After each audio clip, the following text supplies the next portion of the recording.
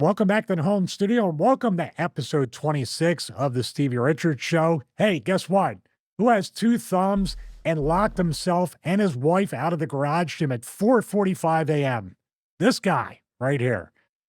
She was very proud and very happy about me doing that. So also somebody hopefully who's very proud of me is my co-host, James. How are you, James?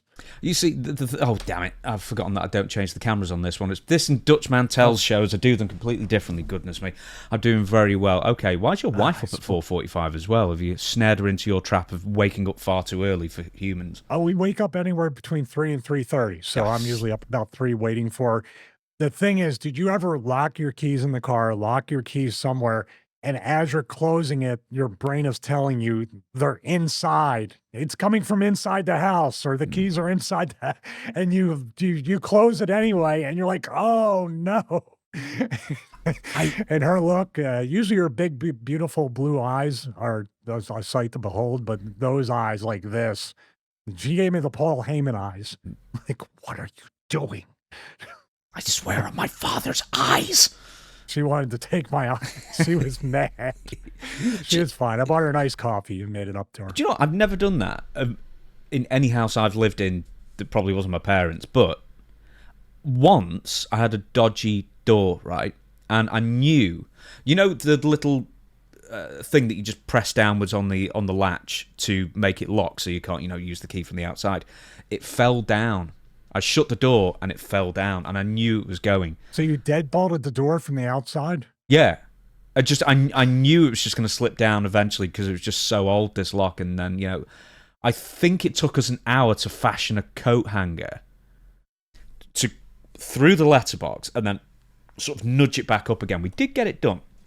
And that would have been the equivalent of, we asked around $240 for a locksmith to come out and let us back in. Wow. And I was just like, I'm just going to kick the door in, man. That was my first Philly reaction, was trying to rip the door off the hinges. Then we have two garages. So the first one has the keypad. So I opened up that. And the second one was the one that got the keys in it. And I went, I can just there was no battery in the second keypad. So I took the battery from the first one. I went to put it in there.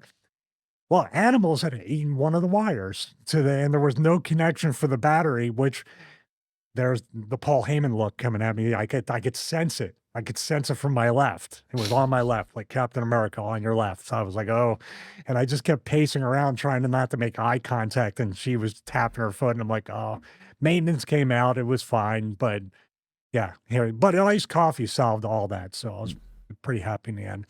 Now I have both garage door openers in the backpack, keys. I'm going to make a spare key for the backpack, and we're going to have keys and garage door openers everywhere from now on. Right, don't give your address out, though. Because don't give my address out. Yeah, don't give your address out on this, because if people, if you say that I've got garage doors, openers, and keys everywhere, you're gonna have people rooting through your garden. I don't have a garden, so it works out perfectly. You don't? No. What do you have? A garden? Are you in an apartment or something? Or but it's at a nobody's gonna be doing anything. Hopefully not. All right. I don't have any keys, garage door openers, and I've never locked the keys in the garage. Yeah. How's that? No doors. Take it all back. You have no doors. Yeah, I have no doors. Yeah. I just use the flash and I just kind of vibrate and go through the wall. There you go. That's fine. Or the X-Files. Did you ever watch the episode of the X-Files where the guy can basically melt down and pour himself through say letterboxes or keyholes and stuff like that? Yes. Man, that scared me as a kid. Where the hell was that guy yesterday? I needed him. Of course, he probably killed 15 people in that episode, but he could have opened my door for me and it would have been great.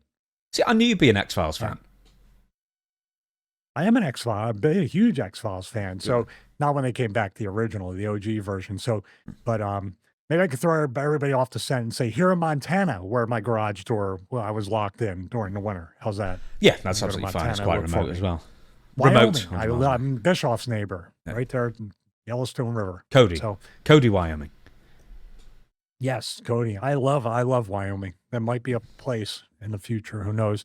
So, but that's what we're going to talk about. We're finished talking about that. You like that little entendre there? We are finished talking about my problems locking keys. I do not have CTE yet. It was basically just being dumb and distracted. But we're going to talk about, actually, tentative title for this, James, is everything means nothing anymore. Finishes mean nothing. Moves mean nothing anymore. And we're going to go through that. Also, we have something I didn't even know. You told me about this. Eddie Edwards gets slapped by a fan. I have not seen this. We're going to react to it, or I'm going to react to it live.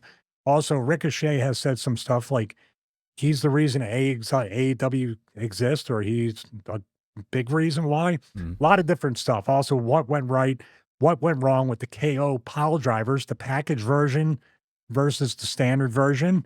And also, we're going to compare sharpshooters. So, as if Bret Hart and The Rock aren't mad at me enough now, put him right there with Hogan. But somehow we'll bury Hogan during that too. So, that's usually your part. But one last thing, going to talk about my co-host and plug his 2 books, one on The Rock, the person that's about to be mad at me, one on Owen Hart, and also WSI most recently had an interview with my good friend, my brother Maven, and other things. I was watching some of the Bischoff clips too. Excellent, excellent interviews. You have Jinder Mahal up there. No, I Oh, don't. no, Jinder was with Maven. I'm sorry. Yeah. Jinder Mahal's watching a lot. You're plugging Maven, man. Oh man, well he's an awesome. Hey, well, YouTube you know, he channel, plugged awesome us, friend. in fairness, or plugged the Stevie Richards show. It was very, very much appreciated. Yes. So they check it out. Very highly regarded. I'm going to order my 2 books on Owen Hart and The Rock, written by James Romero. Will there be? No. All right, go put it back down. Now the 3rd book. All right, that's it. 3 That's down. it. Well, 33. I'll do Stevie's then. YouTube Fitness, Stevie Richards Fitness channel. Please go there. Please look at the reviews. They're very, very thorough, very, very well done. And Stevie is, of course, trying to get me involved in that sort of. I don't know what he's trying to get me involved. I know he is, but don't worry, I won't be appearing on any of them. If you're sick of me enough by now, I'm on enough YouTube channels, Stevie. For goodness' sake. You got a hell of a garage gym you're building, by the way. It's coming along. It's coming along. As I say, the worst thing's the matting. Like, we were okay. You'd have to go on the Patreon. I gave a full explanation of why sawing the 20mm rubber matting, which is gym quality, but it's like the lowest gym quality because I think the proper gym quality is 40mm. Anyway, that's not the problem. We complained about that on the Patreon. If you want to go there and hear the full story, but if you want to pay for premium content such as talking about horse stall mats, that's the place. That's your place to go. Yes, and how do people pay for that kind of content? I'm sure people are reaching for their wallets with that plug. I'll tell you what we actually did. Horse stall mats. I got to know more. I'll tell you what we actually do on Patreon. I mean, Stevie does his own stuff more than he does with me, but also we've sort of got into a routine of doing a watch-along before we record the main show that we're doing now every single week. And this week we recorded Vader versus Ian Weston or Watson or something like that. Basically a jobber enhancement guy. He was a straight jobber, in fairness. And he decided to try and tackle Vader for some reason. Yeah, he shot a shot, man. He went for it. And literally probably I don't even know how to fight. And I think I would have been smart enough to not dip my head down and run right into Vader's arm for a front face lock. But Vader, like we talked about before, the trend, not to spoil too much of it, like literally you look back on it years and years or decades later, and it's like, okay, well, that wasn't the worst Vader clothesline. Vader didn't maul him in the corner, and the power bomb was relatively safe. It was not a Joe Thurman type power bomb. And watch that clip, you'll know what I mean, where he broke his back. But even Sting and other guys, he would power bomb more viciously than that guy. So we look back on it and maybe desensitized or whatever, but it didn't seem as bad of a beating as the wrestling urban legend has said it was. So, speaking of beatings on a wrestling star and somebody who nobody really knows, we're going to get to Eddie Edwards. This was on TNA Final Resolution 2024, so you may have read the headlines in the last few days. Eddie Edwards is slapped by a fan and then retaliates. You may have opinions formed without seeing the video. Let's watch the video together, and this is going to be for Stevie the very first time he watches it as well. So, if you want to cue that video up, and we will watch it together and see what you think. All right, I'm about to hit play. I've never seen this before, as James said, so let's take a look. All right, here we go.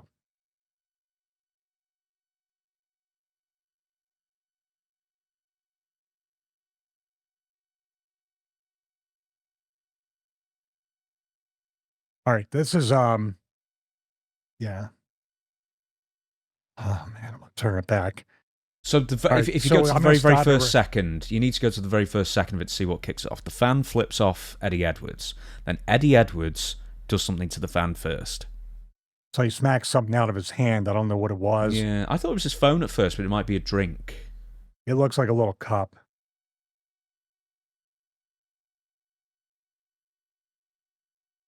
All right, so hmm, he's smiling. That smile's a little scary right there. And I didn't mean to keep it on that. All right, let's come back off of that.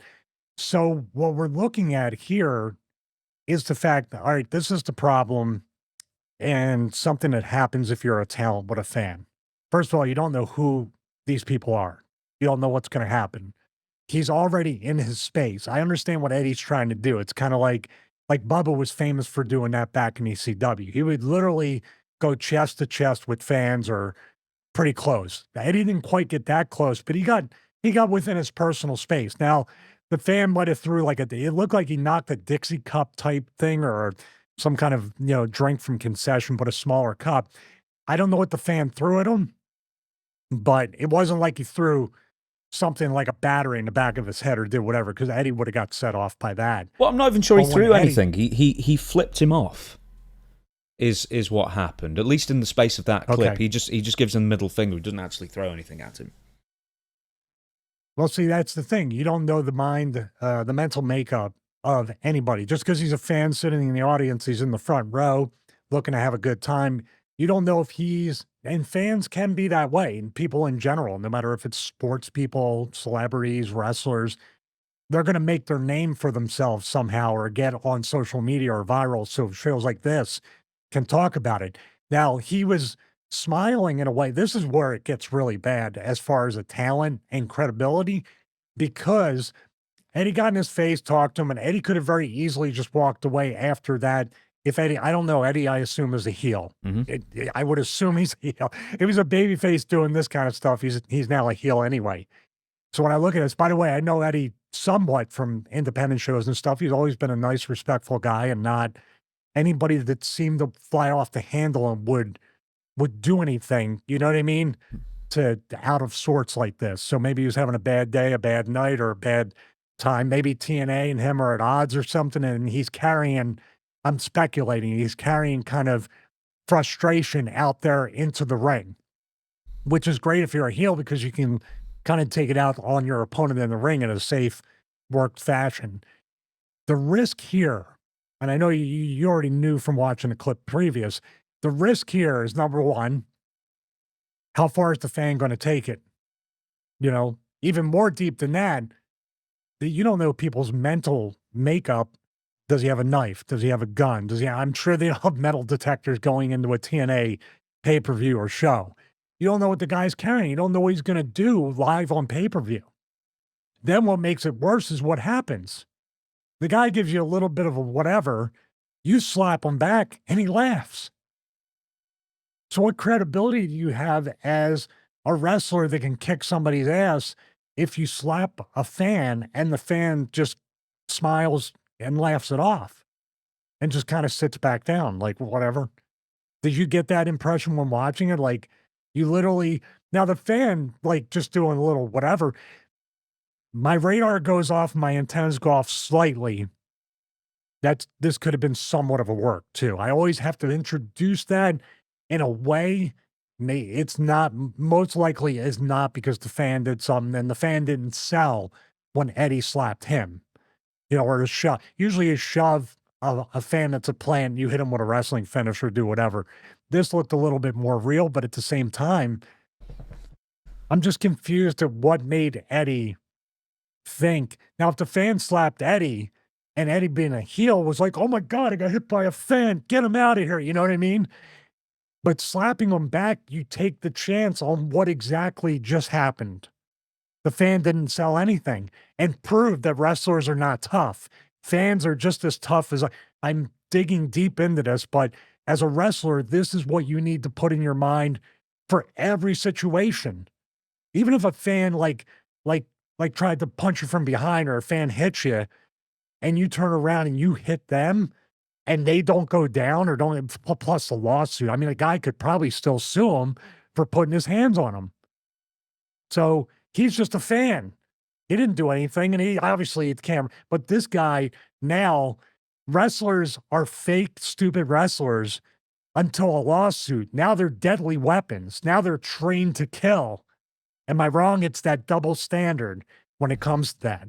Yeah, there was a very famous incident with Davey Boy Smith, who someone was trying to crack onto his wife some years ago, and he ended up giving him a front face lock, choking him unconscious and dropping him on the floor, and he ended up being really badly injured. And basically, that guy's defense attorney, or whatever it was, said, "Is wrestling fake?" You know, I mean, obviously you're a huge guy, and you know you're a trained killer, blah blah blah. You know, you go out and do all these things. You clearly know what you're doing. He was banking on Davey Boy not admitting that wrestling was predetermined, and Davey had no problem saying, "Yeah, dude, we're all actors." And that basically got him out of it, weirdly. I know that doesn't particularly pertain to this exactly, but I mean, it can go that far. And I bet lawyers out there will still bank on wrestlers protecting the business to, you know, bolster, harm themselves, basically. Well, there's two ways to look at it. By the way, that's a one-to-one analogy with the Hogan-Richard Belzer thing, the same exact move. But that's when they had to protect it because WrestleMania 1 was coming up, and the jury wasn't out on wrestling. People kind of knew, but before they went in front of Congress to basically get deregulated by the commissions, there was still a lot going on with that. In the New York State Athletic Commission, you had to legitimately, in a way, pass the physicals and stuff like that, and you had to obviously put a little bit of cash on the side for them. It's every commission. But when you're looking at that, Richard Belzer, I mean, got a ton of money for that. Also, I think with the lawyers and the plaintiff, you know, that's what it is, plaintiff, and Davey Boyle was the defendant. The attorney is banking on the wrestler, the athlete, the actor, whoever it is, to settle out of court. You do not want to go to trial. You do not want to go to court with something like this. So this guy might get paid off. Maybe TNA, he might sue TNA and Eddie Edwards, and then Eddie Edwards is out of a job. So it's very unfortunate that that happened. But are people saying that the fan is at fault for what happened, or is this kind of a one-to-one thing? Very quickly, Richard Belzer got $400,000 out of court settlement with the WWF. Back in 85, back in 85, 80s, right? So that's, you know, it's over $1 million, so that's a lot of money. That's when the lawsuit was brought, I think. You know, it settles a couple of years later, I'm sure. Now, it's interesting because Eddie Edwards, I don't know what was said first. I don't know if maybe there was a physical altercation before that. I don't think there was. Here's the point: is that Eddie Edwards initiates contact first, and is technically assault, I believe, because he slapped the cup out of his hand. So, can the fan then, you know, be culpable for assault as well because, you know, he hit him back really lightly, in fairness? But then Eddie Edwards, I don't know. It's a very weird one, but I think in a court of law that Eddie Edwards would be looked at as the aggressor, of course, and that he would be the one who ends up in court possibly getting sued and not the fan. Well, if anybody's a lawyer, please comment below. And if they had somebody who covered wrestling who knows the law, that would be interesting, because is there levels of assault? I mean, there's obviously aggravated assault and assault with a deadly weapon or whatever there is, but slapping a cup out of his hand in context is, within a wrestling show, something, I mean, something that really doesn't happen today, but back in the day, stuff like that always happened. Grabbing a sign from a fan, ripping the sign up, could these be considered assault? Now, the actual slap, both slaps are considered to be assault and battery. Assault is actually trying to get on, the battery is actually connecting with the physical violence, correct? Mm-hmm. So aggravated assault or just assault could be trying to provoke the kid by slapping the cup out of his hand. I'm not a lawyer, I'm just saying. But they both committed assault and battery. They both touched each other. Now, Eddie got into his personal space too. I don't know legally what that entails. Slap the cup and then basically go chest to chest. It doesn't look like Eddie made contact with him. If he made contact with him, is that still assault and battery when you're touching somebody? We live in a world now where literally, if I don't know, if I hit the screen and it pretend to slap you, is a it's a virtual assault and battery. Who knows today? Do you know the funny It's thing is that in the it's old, trouble, if I could say. oh yeah, It nonetheless, it's undue and unwanted trouble for Eddie Edwards and TNA. And it's just a stress of like this kid months from now could turn around and say, I have neck issues. That really, even though he laughed or whatever, you just didn't know the damage and how hard he was slapped because his adrenaline was. These are real things that people make up as excuses. He could be in a neck brace like right now as we're talking. he was shoved afterwards as well, and then apparently security stepped in, took him away. The referees stood in, to keep Eddie Edwards away as well. But security stepped in, took away the fan, and the fan was handed over to police. So there was a prosecution, or at least he was thrown out of the building. So he was taken seriously enough.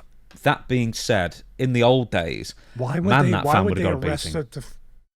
why would they? Yeah, I mean, he would have been taken through the locker room. But then again, when you arrest the fan, do you open up a whole can of worms for the fan now to sue, or should it just been left with the fan did whatever? The fan had a good time. I got to slap Eddie Edwards, and he can brag to his friends, and just you know what I mean? Just leave it alone. Yeah, I mean, I know it sounds weird, but it's sort of like half pregnant. If Eddie Edwards is going to be slapped, I mean, I guess you sort of don't know what you're going to do in that position. I'm sure he can hit a lot harder, but I'm wondering if it would have been better if he just really just hauled back and punched the guy really hard. At least he would have protected the business more. But then, legally speaking, and he would have got TNA into more hot water, I'm sure. But also at the same time, if you're a heel, this is where you have a range of protection as a heel. If that was a baby face and a guy who liked the heel came and they slapped the baby face and the baby face slapped the guy back or even punched him and the guy laughed, baby face is done. As a heel, if the fan slapped me, I would go, "Oh my God, oh," I would go over the top like the fan. Because guess what? Two things happen. Number one, the cup thing doesn't seem as bad as the fan slapping me. And me saying, he rang my bell. I had a little vertigo. I was out of it. I had to wrestle a match. And you kind of put yourself in as the victim and you cancel out any potential lawsuit from the fan. Now, I would have never slapped them back either. Number one, in 2024, once you step up to that railing, you're that close to anybody, anything can happen, and it's usually not good. And I'm talking about pull a knife out and stab you if the dude's nuts. Pull a gun out, do whatever. I'm live on pay-per-view. I'm gonna make a name for myself and go down in a blaze of glory. There's people out there like that. Like I'm so up in my eyeballs and dead. My wife left me, my kids are gone, blah blah blah. I'm going to a wrestling show and I'm just gonna, you know what I mean? Make myself into a memory. Yeah. Okay. We've already done one episode where we were talking about finishes. For this week, we're sort of piggybacking off of certain topics we discussed last week, which is sort of things that bug you in wrestling, and that sort of has gone into different moves that we're going to be talking about today as well, that hopefully will be very entertaining for you and very educational as well. But I think on the Stevie Richards show, we do focus on what went wrong too much, and we're going to continue to do so. But that being said, Kevin Owens Piledrivers on Randy Orton and Cody Rhodes have proved that there is value in investing in one single move as something incredibly dangerous. It can still be done in 2024 regardless of how many people want to kill off moves, other moves basically. A piledriver is still seen as something, in WWE at least, that can be a devastating finisher and can actually injure somebody and can build an entire angle storyline off of it. So, this was your suggestion, Stevie. So, what went right?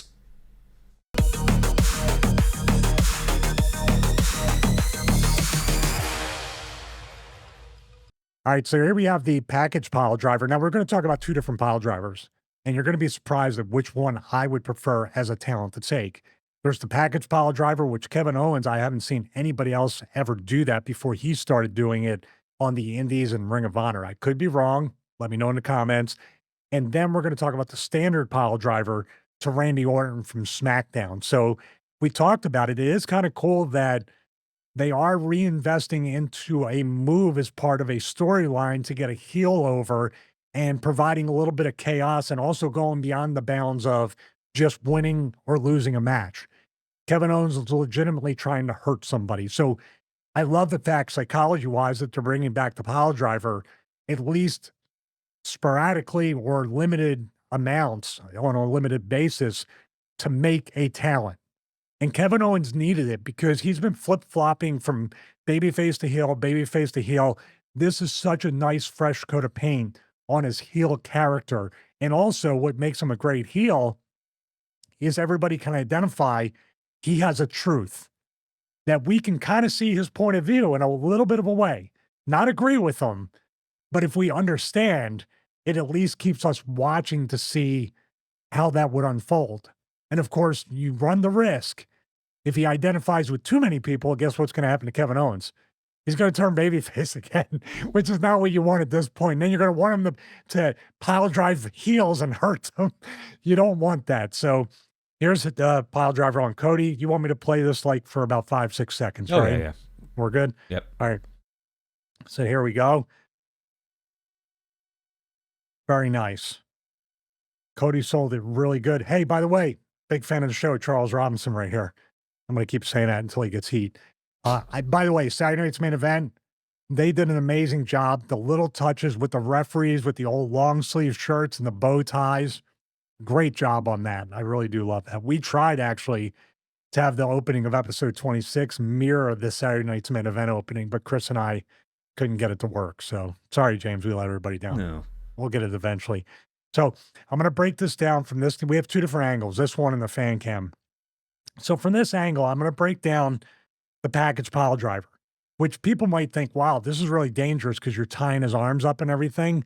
But really, this is a much safer pile driver than the standard one, because when the legs are straight up in the air like that and you have nowhere to go but straight down, you're actually protected less by that. And you really have to, really rely on the guy to have enough space. And we're going to see that with Randy Orton. You need to provide tons of space, almost too much sometimes, to expose the business. That's why the package pile driver is really good. So we're going to take this in slow-mo right here and then pause it. Now he has this. He hooks one. It's very unique. It's actually pretty scary. But what you need to do, and you can see Cody's making a fist and really tighten it up, just like the razor's edge that we talked about. You need to really resist it almost with your arms to lock in this and this with his arms. So you need to lock all that in, and he has to grab down here and grab the back of the knees as Cody's arm is counter resisting all that to tighten it up. You do not want this move loose, because guess what's going to happen? You're going to slip and you're going to get pile drive for real. And you're going to pretty much take that bump from Botch Watch 2, the botching, or Botch Watch 2, Electric Botchaloo. We have all those names we're thinking of, where the guy tried to do something out of the corner and he took a package pile driver bump for real. So it's pretty amazing. So here it is, up. This right here is probably the scariest part, because Cody's looking up at the ceiling. You're in a power bomb position, almost like a tiger driver, but he still has his legs right here and right here. So when he drops them down, Kevin Owens has to have chest to back, still tight, and Cody, it's a scary bump because you're literally folded up, and then boom. So as we look at this, somebody's saying Cody's head touched. It's close. It's so, like, I don't think his head touched, but it was pretty darn close. And then just, I love this cell right here where Cody's arms are still in the position all the way down.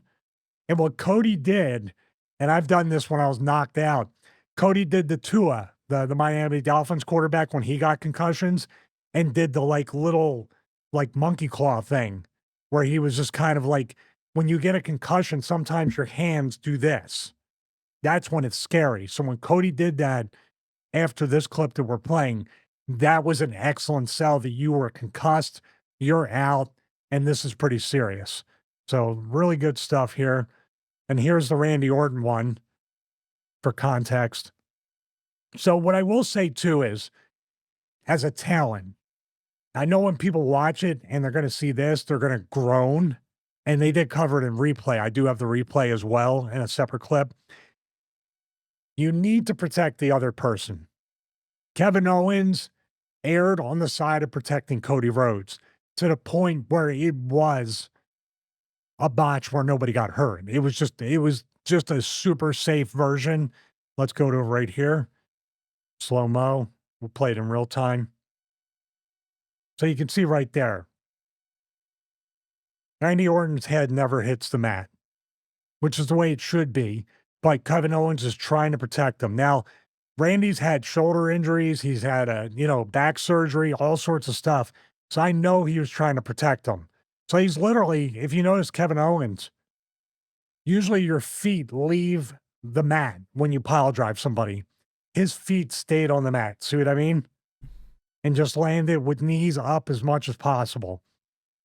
Now, people could have thought, I think what they were hoping for, and they should have been double and triple checking with the cameraman, with the director, saying, we are going to be ultra safe with this. Get a live camera angle that's not going to expose it. Of course it did.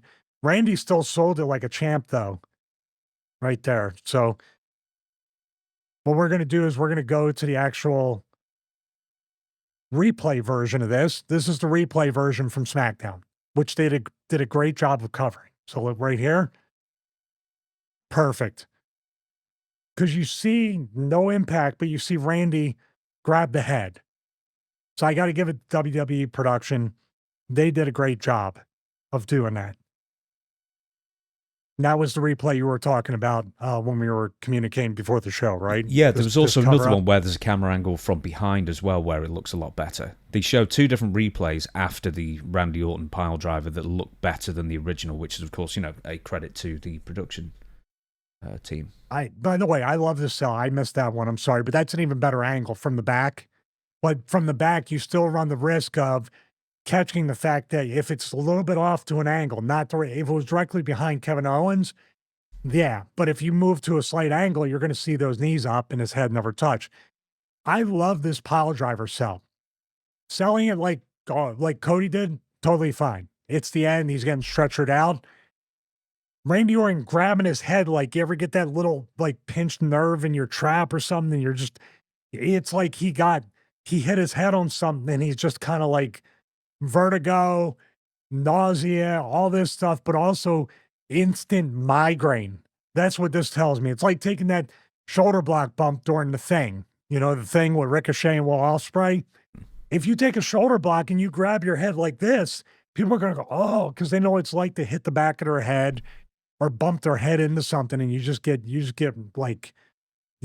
just disoriented from that. So let's go back. I'm going to show this fan cam footage.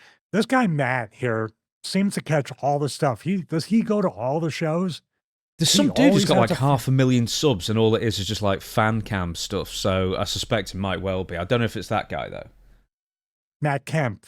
Yeah, that's the guy I always seem to find on YouTube. Right there. See? There you go. Zoom in. All right, let's play it here.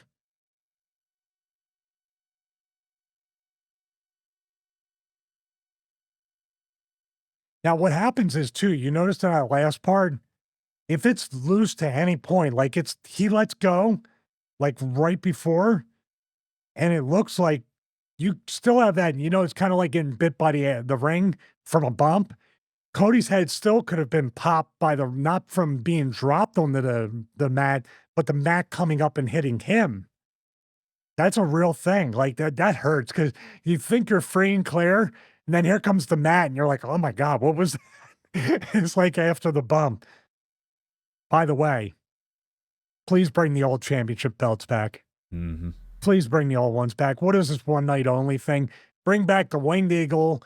Bring back the tag belts. Bring back the Ultimate Warrior Intercontinental belt. If you want to put different colored straps on there for the talent, the side plates are fine. Bring all the old titles back. And while I'm at it, get rid of the new titles. Maybe we have a whole segment on that because my God, when everybody's a champion, nobody's a champion. That's the way I look at it. But man, you're not a fan of the women's United States Championship belt. I'm a fan if it makes them more money. But if everybody's the champion, not everybody's going to get paid. So that's the what went right. It's really mostly what went right. So it's not even what went wrong with anything except for protecting the talent, which I'm never going to call that a what went wrong because Randy Orton, I love that. Like people can, oh man, he never touched or whatever. Some bloodthirsty bastards like you who want to look at you nodding. Oh yeah. My God, I've never seen you so happy in my life. Look at you. Can you get the Randy Orton one back up for us? I'll say something. All right, so we were just watching the Cody Rhodes one, and the way he does the package pile driver, I always thought the reason why it's probably safer as a layperson looking at it, and you tell me if I'm right or wrong, is that it promotes tucking the head, the package pile driver. So you can't really do anything but tuck your head. So it ends up being safer in that aspect. I remember seeing this at the time, the Kevin Owens Randy Orton pile driver, and it struck me that Kevin speeds through it slightly. Do you know what I mean? It's only a couple of seconds and it's like straight down again. And I'm wondering if he'd sort of maybe centered himself a little bit more and then dropped it. He could have got Randy a bit closer while still being safe. My thought about that, there's two different ways to look at it. Number one, you don't want to rush it. You don't want to rush it at all because you want to be safe. I think Kevin Owens did it because all the agents and the referees and everybody was around, as you can see here, and he just needed to get it done. You see what I mean? They're giving him space, but my thing would be, and this would be something I think, if you want to make Kevin Owens a heel, this is just me saying it. If he goes to do it to somebody in the future and say the female referee who used to be a wrestler, Jessica Carr, she used to be a wrestler in Baltimore for MCW.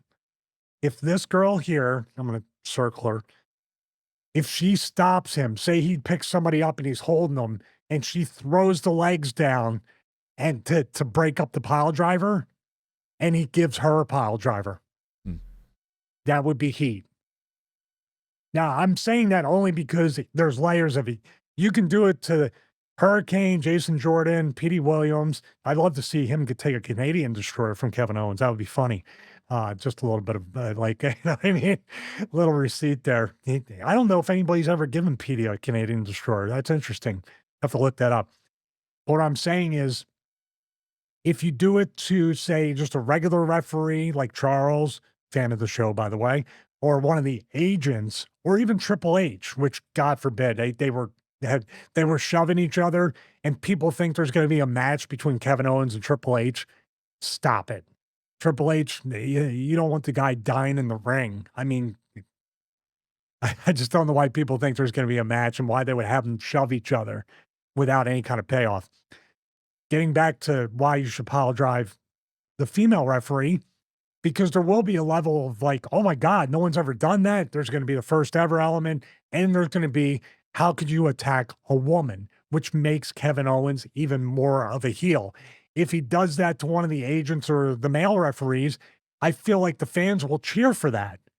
This could be more, maybe they'll cheer no matter what. Who knows? But that's just my thought on that. That he may have done it quick to keep anybody from blocking the pile driver. Because it is a banned move. Think about it. It's a banned move. So if you go to pick somebody up for a pile driver and you're holding them there, they got time to throw the legs down and stop it from happening. They're not just going to stand there and stop and have that happen. Of course, now if he keeps pile driving people like Cody Rhodes, whoever else and everything, my question is, how do you punish him? If it's a banned move and he keeps doing it, and you're going to fine him $100,000, I think by now the fans know nobody's really fined $100,000 anymore. So my thought would be, how do you punish Kevin Owens? I'll tell you how you punish him and how I feel like would have been really, really good, except hopefully you got a great Saturday night's main event payoff. I would have stripped him from the chance of wrestling for the title. Mm-hmm. Now he goes berserk. That's worse than you do have to show up every week, but you're not getting a world title shot. You've now forfeited you're forfeited, and now you're and here's another thing, if they had a ranking system, he was number 1 contender supposedly going in Saturday night's main event. He does that to Randy or he keeps doing it or he does something to Cody, he gets stripped of the opportunity. Now you're number 10 and you have to work your way back up. Now he has 9 different people to injure with that pile driver to get back to Cody. So anybody that has a chance to wrestle Cody, guess what happens? Kevin Owens attacks and pile drives him. He just eliminates the contenders until he gets a back door into being number 1 contender. That's 9, 10 weeks of TV right there. That happens more often than not, where someone attacks the number 1 contender and then all of a sudden the person who does the attacking is rewarded with a title shot. But if you attack from number 10 to number 1, there's nobody left to challenge Cody, so they need to have a match. So he's going to volunteer. Then they can say you have a title match, but you're not getting paid for it. Like, you know what I mean? You're doing it for free now. There's always an element where he says, I'm getting screwed over. Well, dude, you put 9 people in the hospital. Of course, you know, I feel like that's interesting TV that can, even if he tries to do it from going up to the Rumble to take out people so there's not 30 people in the Rumble, or he just keeps eliminating people up to WrestleMania to where, as a heel, he backdoors his way into the WrestleMania main event. I feel like that's heat. I've got to disagree with you on one thing. I love it when the commentators especially talk about money. I always loved it when Gorilla would say, you know, he doesn't want to end up with the loser's share of the purse and that kind of thing. Because people can relate to that. And therefore there's stakes on every single match. And that's something I think is sorely missing, that you're fighting for money. You're fighting for the winner's percentage, like, you know, they still did in UFC. We literally bring that up every week on Russo's show. Why do they not talk about the money? What are you in this business for? You want to make millions of dollars and set your family up for generations. What's wrong with that? And when you're mad that you're not in the world title picture, everybody attaches babyface or heel that childhood dream. No, I'm going to make a lot of money. I want this belt because if I win this belt, then I know not only will I make millions now, I'm going to make millions on the conventions and the Comic-Cons for 20 years, and I'll have that picture. Nobody can ever take that away from me. That's kind of the way the boys really feel. Dude, every time I wanted, I ran right back to the photos. Take it before they take it from me. Take the pictures. We shall move on. This is something that we both sort of weirdly came up with as a subject. It's Ricochet. Now, we talked, or you talked, I should say, about Ricochet and Will Ospreay. We talked more on the Patreon as well. We actually watched a 30-second sort of, you know, pre-prescribed routine that Ricochet and Will Ospreay basically does in every single match. And you were saying, look, some people may love it, I don't like it, and for these reasons. And through Patreon, we got quite a few comments. I keep throwing me in there, but it's your Patreon. Got quite a few comments as well that you wanted to address, and then I'm going to add some more stuff about Ricochet afterwards. But what were people's reactions to the breakdown of the sort of tumbling routine into the Spider-Man pose of Will Ospreay and Ricochet? Well, it's mixed, and that's the beautiful thing about that. I want to thank everybody who commented on YouTube as well as Patreon. Everybody's entitled to their opinion. Everybody's entitled to like or dislike something for whatever reason, even if you don't know what that reason is or you can't convey it in any kind of debate fashion. If you're just saying, I like it or I don't like it, it's got the it factor, it doesn't have the it factor for me. My viewpoint, and this is what when I go back and forth, I interact with the people on Patreon, I answer that. My point and my perspective is strictly from a talent and maybe kind of from the booker's mindset to maximize the talent, to get the most out of it and make sure the talent's draw.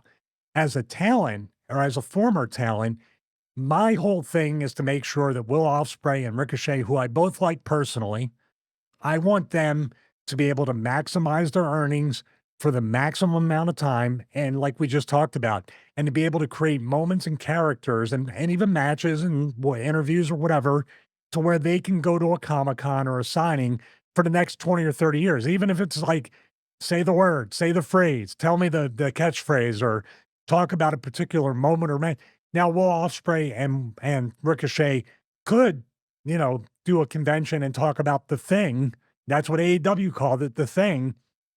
So they ask him about that, but at the same time, I feel like these two talents have so much more to offer, and people can argue with me about that. That especially Ricochet, he's been criticized in WWE for terrible promos, not getting over, not having the it factor, or anything like that. But Ricochet and Will Ospreay are both special talents that can be featured in a variety show. That's the key. You can have a Will Ospreay. One of my favorite matches, Super Bowl III, I believe, was Too Cold Scorpio versus Chris Benoit. They Too Cold. It was a great finish. 1 or 2 seconds left in the 20-minute match before the time limit. Scorpio won over on Benoit. I had never seen anything like that before. That Japanese strong style moving, but there was still an element of struggle. There was an element of kind of roughness to it, even though when they did moves, it was like, I've never seen anything like this. They both put what I call stink on everything they threw. Ricochet and Ospreay did not. Even if I got it, like their look at the end after the Spider-Man thing, that's a moment. But everything else, I couldn't tell you. I watched it 20 times. I couldn't tell you what they started. I can only tell you little bits and pieces, but they didn't create a memorable moment. As a matter of fact, the only thing that was memorable for me was, he took a shoulder block and he kept up. But then he leg sweeped him really weak and he stayed down for triple, quadruple the time. Disconnect instantly. So, but getting back to the comments on Patreon, which if you could read them for me, please, these save my voice. This is great. And this is what's missing from wrestling. And this is why we do our best. And it's a natural thing for you and I to be different like that rather than shutting down discourse, shutting down debate, shutting down opinions and viewpoints and saying, you're stupid, I'm smart. We're trying to empower and educate the audience. We're not trying to dress them down and be condescending.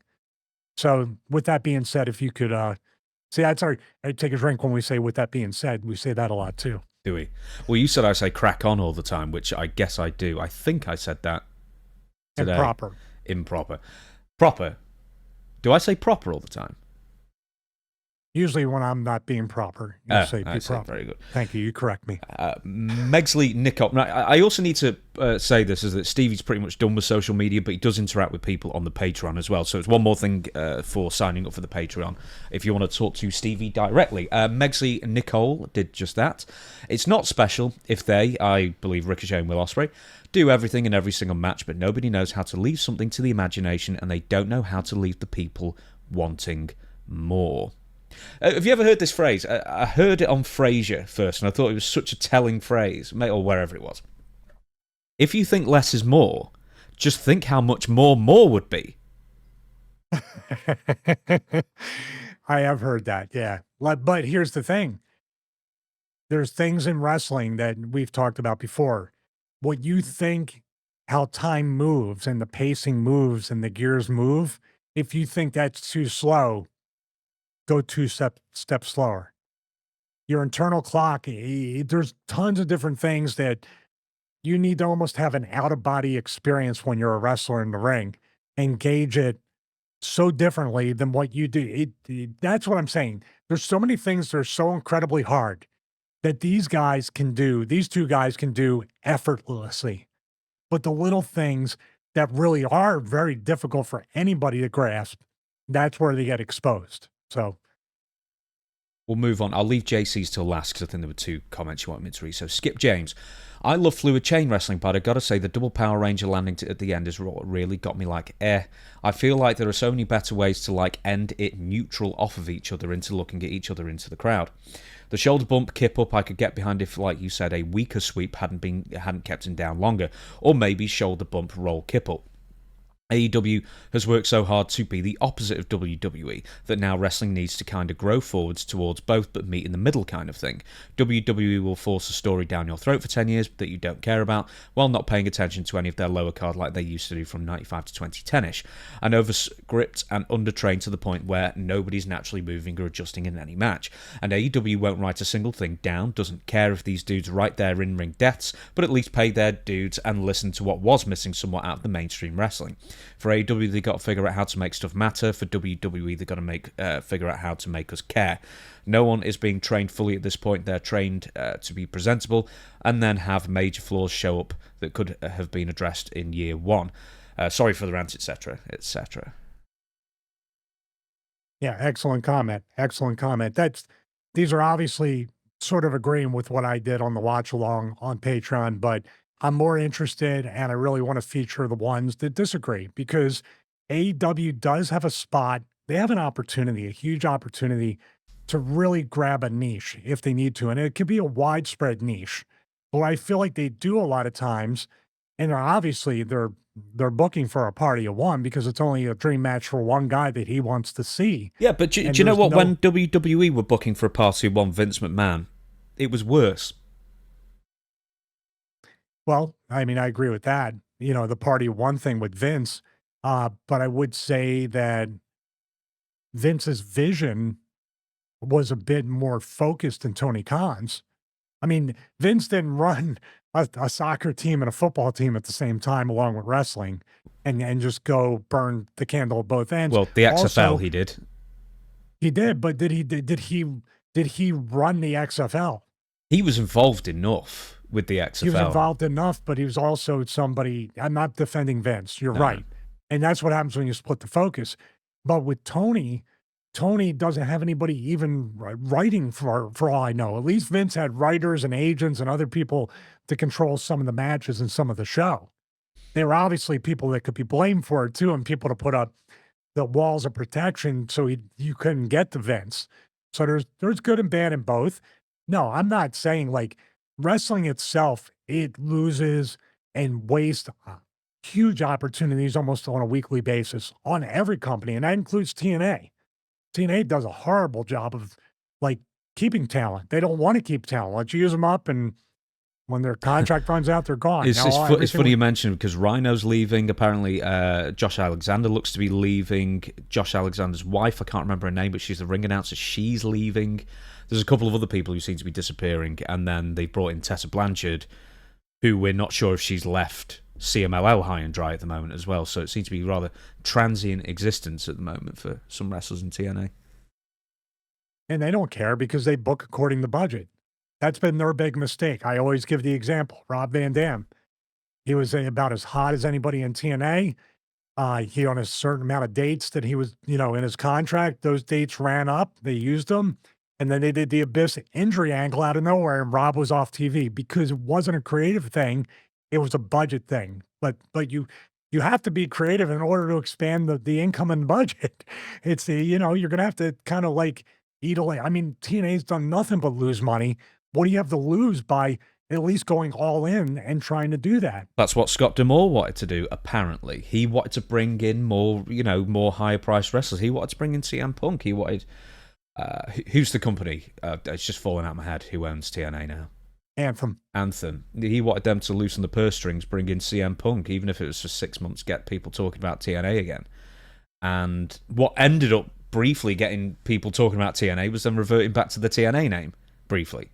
Talking, and now they're just back to sort of where they were for the most part. But yeah, that's why Scott D'Amore left. I think D'Amore had a lot to do with that too, and they took that idea, but not the one that maybe could have got eyes on TNA. And in Punk, they have footage of him when he started there. He was in Raven's group and doing him, Julio, and Mickey James. Mm-hmm. So you could have brought her in. You could have done a bunch of stuff. So Alexis Lurie, I think she was called at the time. Yes, she was. Okay. Yes, she was. All right, we got a couple more, right? Especially the JC one. We're going to save that for last? Yeah, we'll save that one for last. So we'll go to Quatsafan, which is Queens of the Stone Age, I believe. I know that for a fact. My sister's a massive fan of them. The one thing I really don't get is the whole handstand backflip from the ropes thing. It's not like one of them got Irish whipped into the ropes and did it, and hit the other one with an elbow to the chest from the backflip. Ospreay ducks a terrible-looking clothesline attempt. They just both run and go, hey, here are the ropes, why don't I plant my arms and do a backflip superhero landing? I remember watching Tommy Dreamer versus Rob Van Dam on Raw, where the first part of the match took everyone by surprise with chain wrestling, because it was supposed to be hardcore rules. It was only 30 seconds, but at the end they got a louder reaction than Ospreay and Ricochet with less flippy stuff. Quantity over quality. These AEW crowds and fans expect every single match to have high spot after high spot. When every match seems like it's the same, who wants to watch that stuff anymore? If you point that out to an AEW fan, go on YouTube and the fangs will come out. As William Cowper said, variety is the very spice of life that gives it all its flavour. Yeah, I agree with that too, because wrestling is a variety show. Wrestling is the circus. You have the clowns, the lion tamer, the gymnastics. You have places for this. It can actually mirror the same categories that your circus has. It's really what it is. I mean, that's all pro wrestling is. It's a P.T. Barnum type of. They referred to Vince McMahon as the P.T. Barnum of pro wrestling. That's the formula. You got to give him something. You got to give him a blood feud. You give him the action-packed match. You give him another type of storyline, a couple title matches. Now it's 10 or 12. You give him a ton of stuff. And that's why all the titles, we make the joke about it. When everybody's a champion, nobody's a champion. Nothing special. Hey, I didn't win this belt. I'll just win this one. And then when I win, I go over there. I go, hey, over there. No, Tony Gurria. Smart ass. The smart ass title. I can't believe I haven't gotten a cameo yet. Do it, Tony Gurria. Call me a smart ass. Hey, cameo, give me a smart ass. Hey, used to snatch me. He had an old man strength. He used to snatch my forearm. Hey, come back here. He was your favorite, wasn't he? He was Shane's favorite. Shane's favorite. The guy who I stole the show from, Shane Douglas. JC says, okay, so I think in terms of wrestling discussion, I wish people could be more comfortable with something not being for them rather than saying a particular aspect of wrestling shouldn't exist. There's certainly discussions you can have about safety or when something is particularly indecent or just things within that. But even as a story over moves person, I think as a viewer, need parts of the show where I can turn my brain off. Now I really wanted to focus on that comment because there is an element. Now I would kind of push back a little bit that you kind of want the fans to invest something into watching the matches, whether it's emotional. I don't know if he or she's referring to be emotional or logical. Sometimes I don't want to think. Sometimes I want to watch football, watch a shootout, and go, oh my God, oh my God, oh my God. I get the action part of it, watching an action movie that just has, like Fast and the Furious, just action for the sake of action. I understand that. But here's the thing with the previous comment. How do you differentiate that action from week to week? It's not a movie. You can watch a movie like, hey, Fast and the Furious is on, network TV or TBS or TNC. I'm just going to leave it on as white noise because I like, or Law and Order. Law and Order has the formula, right? Mm-hmm. But dare I say it, the formula always has a twist to it every week.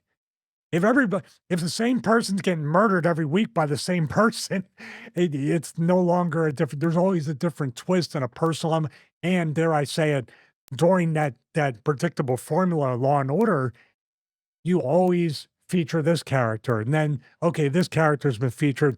Let's talk about this character and bring this character up. If you follow that over the course, what do they have, like 40 seasons now of Law and Order with the same predictable formula, but they've invested all the twists and the turns in the characters and the stories.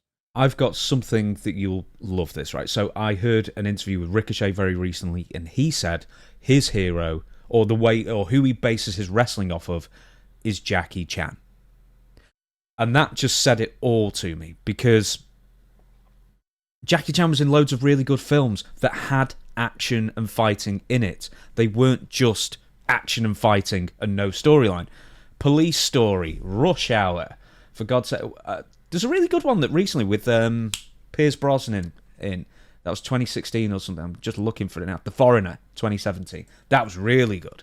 That was a drama, action drama, Yeah, right? That was a good film. It's on Netflix. I recommend that one. Anyway, the point I'm trying to make is that he's seeing the moves, and that's what he's emulating. He's not emulating the context of why the moves or the fight sequence or whatever else is happening. Because everyone loves Jackie Chan, but how many fight scenes can you watch of Jackie Chan's with nothing apart from the action itself before eventually you get bored? And I think that's really the wider story of AEW at the moment. That's why the viewership's tailing off, because how many fight scenes can we see? Well, you also, with the Jackie Chan movies, I think what made the action more than anything was sometimes his confused, scared, the like humor, chaotic look. Like he was like, "What's going on?" And it was just an instinctive thing. If Ricochet was running around the ring and doing, like, say, running the corner and doing the up and over or whatever, and he was looking back, like making a little thing, like come get me," you know what I mean? Though I would love to help Ricochet out, because he makes an excellent point. If he can take what he already loves about the Jackie Chan movies and insert Jackie Chan's emotion, facial expressions, little things like, "Oh, holy, I'm in trouble. I got to get out of this." And that's the part of the it factor of Jackie Chan. It's not the action, or he does his own stunts, or he almost dies on set half the time. It's when you look and they get that shot of Jackie Chan looking around, go, "What do I do? What do I do?" And then he just instinctively does something cool. Am I missing anything with that? No. It's hey, we make movies, pal, right there, like Vince says. But it really is his reactions, and then the instinctive physical reactions after the emotional reaction is what makes Jackie Chan movies special. And plus, those facial expressions are a different gear. If he just kept doing moves and flipping without going, "Okay, what's next? What do I do now?" You know what I mean? I'm surrounded. How do I get out of this? Or advancing the story. Exactly. Yeah. If you don't have this, like The Foreigner was a huge departure from Rush Hour and really the action movies, which had very little depth to the story, but enough to grab onto Jackie Chan's character.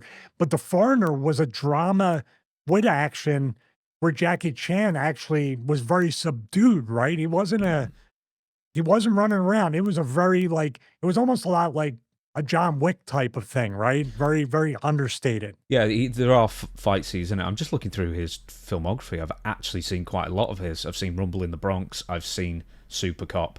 I've seen Who Am I? All the Rush Hours, of course. Mulan, you know who else does a great job of this? Oh. Jet Li. Yeah.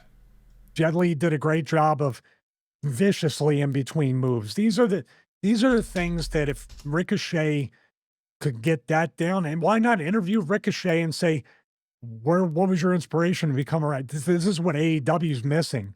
Everybody's id. Their why. Why are you here? Why did you want to be a wrestler? Not the childhood dream. But what was your influences growing up? You never know. You might get Jackie Chan on AEW. Stranger things have happened. There's people out there that are wrestling fans that you may not realize are wrestling fans. Jet Li Unleashed, although I think in this country it's called Danny the Dog. I always find it weird how occasionally, even for English-speaking countries, they'll change the name of the title. Like Welcome to the Jungle with The Rock, and it was called something else in America, I guess. Or one of them, anyway. You know the movie everybody should watch from Jet Li? The One. Yeah. Where he plays the good guy and the bad guy, and the action scenes and all that stuff.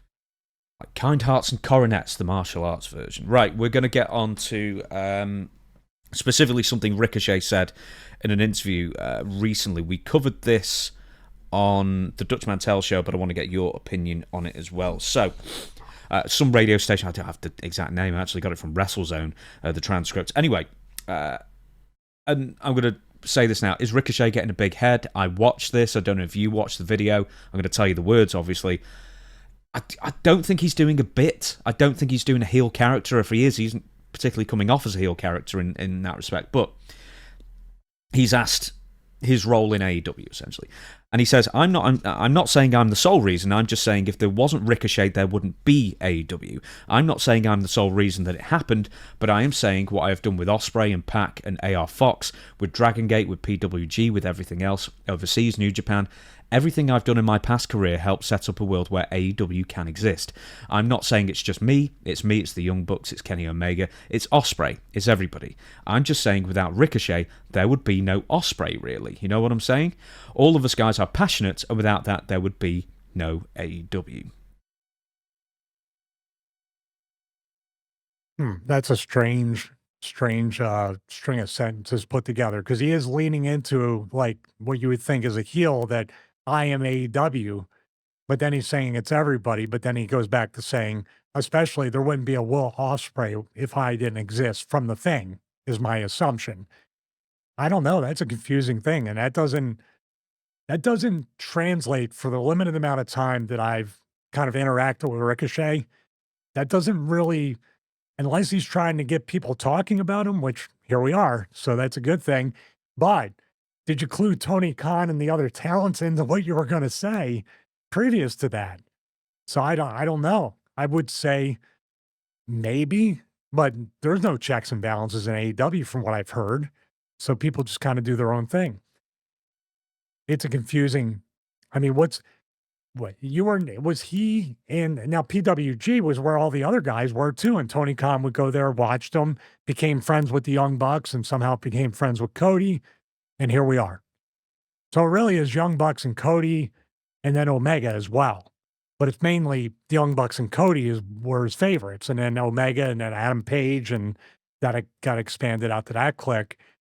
But Ricochet was in WWE when before it was actually TV, right? When they did Double or Nothing in Vegas. Yeah, before there was an AEW, there was a Double or Nothing. Yeah. First was All In Chicago, then it was Double or Nothing was the second pay-per-view before they were a company, correct? Yeah, he was signed in 2018, I believe. I'm just double-checking that, bear with me. Yes, January 2018 as well, so there was no way he could appear on the original All In show, and definitely wasn't involved with AEW. I mean, that was 18 months after he was signed by WWE. I think AEW debuted, roughly speaking. But that being said, I mean, really AEW exists because it just so happened that, I mean, really it was Chris Jericho and Kenny Omega doing such massive business in New Japan that sort of opened maybe Tony Khan's eyes that something like that could work in America. And then there was Jericho and Kenny Omega and the Young Bucks and Cody Rhodes and others who were all available, or roughly available at that time. They all come to AEW, and then that sort of killed off New Japan's business for quite a few years. AEW only exists because of one person, and AEW continues to exist and will only exist because of one person, Tony Khan. Mm-hmm. The wrestlers are interchangeable. The wrestlers don't matter. Nothing matters if there's no money to run the company. And he's running the company at a potential loss. That's not, unless Ricochet's an accountant or a money launderer, it has nothing to do with Ricochet. It's Tony Khan. Give Tony credit for doubling, tripling, and 20 to 40 million a year or whatever down, just whatever he's investing or losing. Tony Khan, every wrestler should thank their lucky stars. And I'm talking about in every company, that Tony Khan is taking this immense loss to give people a place to work with really good pay. And this goes back to last week, because I think there's an update on the Ray Phoenix stuff too that I saw. Solid Monster was talking about it. I didn't click on the clip. It was just this morning.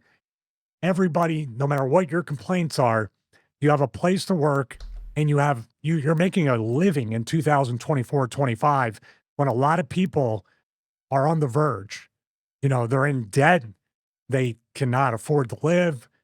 Prices of everything are outpacing wages.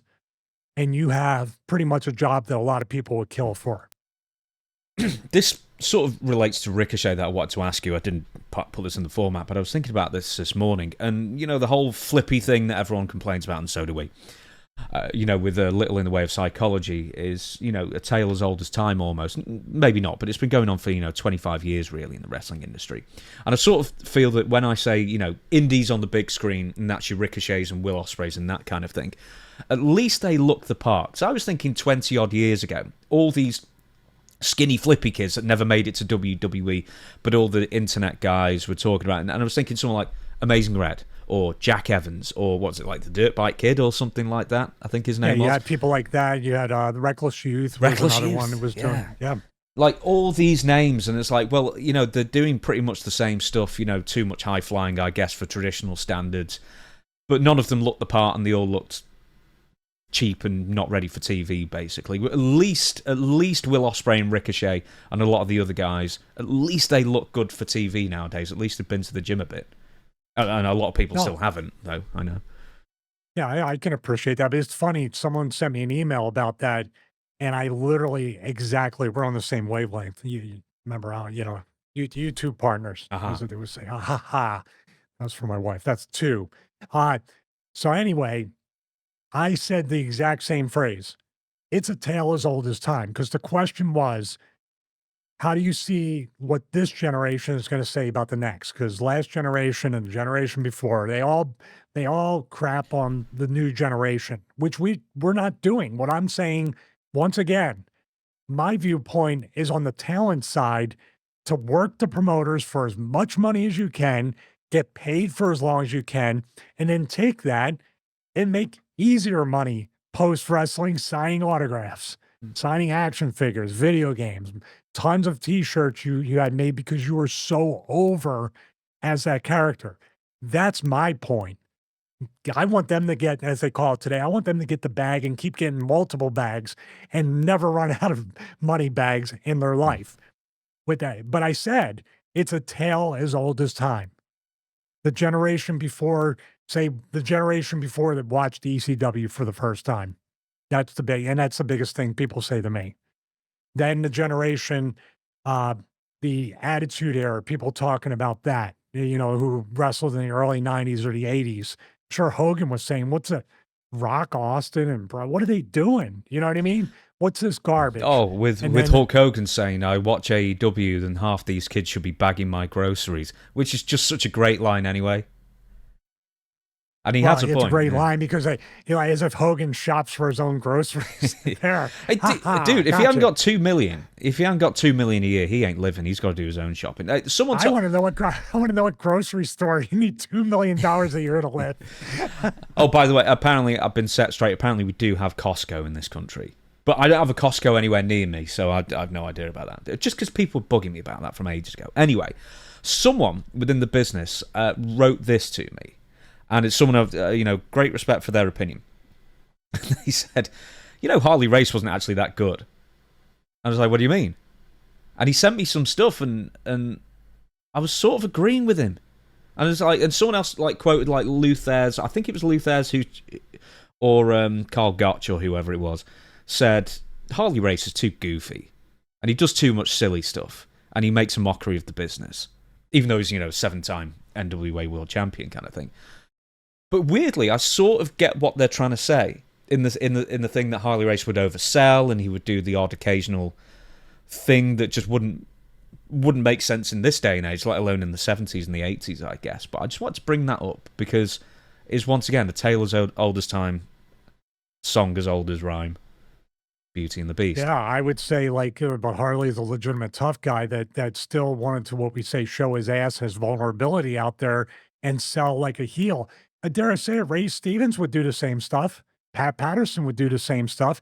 And I really now, I would love to if I ever talked to him, but Ric Flair, Harley Race passed the torch to Ric Flair, Starrcade 83, I believe, where he won his first world title. Second, I'm sorry. My apologies. Yeah, sorry, Rick. Yeah, He's mad at me again. Rick won his first world title in front of no fans in Kansas City against Dusty Rhodes, I think.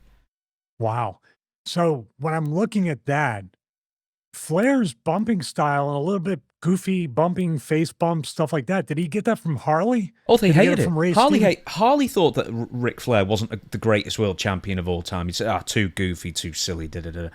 So he's saying the same thing that the Gotch and Thez were saying. Yeah, it's a tale as old as time. I mean, it's just how it is. But the thing is that one thing that I've always heard... These kids in their Daisy Dukes and half shirts, you sons of bitches. People can't accuse me of this, because they'll say, oh, well, people only like the wrestling they grew up. Which I do, which is fair. But the fact is that it's not true, because I didn't grow up with World of Sport style wrestling. It's too old for me. But I go back and I love it. And it's the same with Memphis, and it's the same with certain other wrestling territories. I just think it's so much better, when you look at the Rock and Roll and the Fantastics, for example. And then you go and see the WWF in the 70s, and it is god-awful. The worst wrestling in the entire world. It's embarrassing, a lot of it. Talking about saying Peter Maivia, one of the greatest heels of all time. I've seen matches with him. Horrible. I mean, I'm sure there's some good ones out there. Don't all get on my case, but there's a bit of over-romanticising of the past as well. There's a ton of over-romanticising of the past, quite frankly. There's good and bad in every single generation. What do you want me to say? I think that's really the point I'm making. Can I show, once again, one of my favorites, and I got to work him, show the love throughout the generations. He could be considered goofy with some of his selling or bumps. Sergeant Slaughter. Mm-hmm. Talking about a guy who came from the 70s to the 80s to the 90s and even somewhat into the 2000s when I got to work him on Sunday Night Heat. That's a guy that spanned those eras and evolved without really changing his character. Think about it. And Slaughter, for being such a massive dude, would do what some would consider goofy, like, getting shot into the corner and jump and hit the post and take a huge bump and do other things. He had very much. So this is why I think like the Ray Stevens and Pat Patterson, especially Ray Stevens, never gets enough credit for influencing the business as a bumping, selling heel. But Ray Stevens did a lot of like those big bumps and did a lot of those things that Slaughter, Flair, Harley, Harley was right around the time of Ray Stevens. Not Ray was his predecessor by maybe a little bit. Yeah. Did Ray start in like the 60s or late 60s, early 70s? Well, Harley started in the 60s. I think Ray might have been in the 50s. So probably a generation gap there. Good Lord, I'm old now. When I think about 30 plus years of active wrestling on any level, my goodness, that's like I'll never get to the 30s, man. But if COVID didn't happen, I could still be wrestling today. That would have been crazy. I'm sorry, 1953, Ray Stevens, Wow. So early 50s.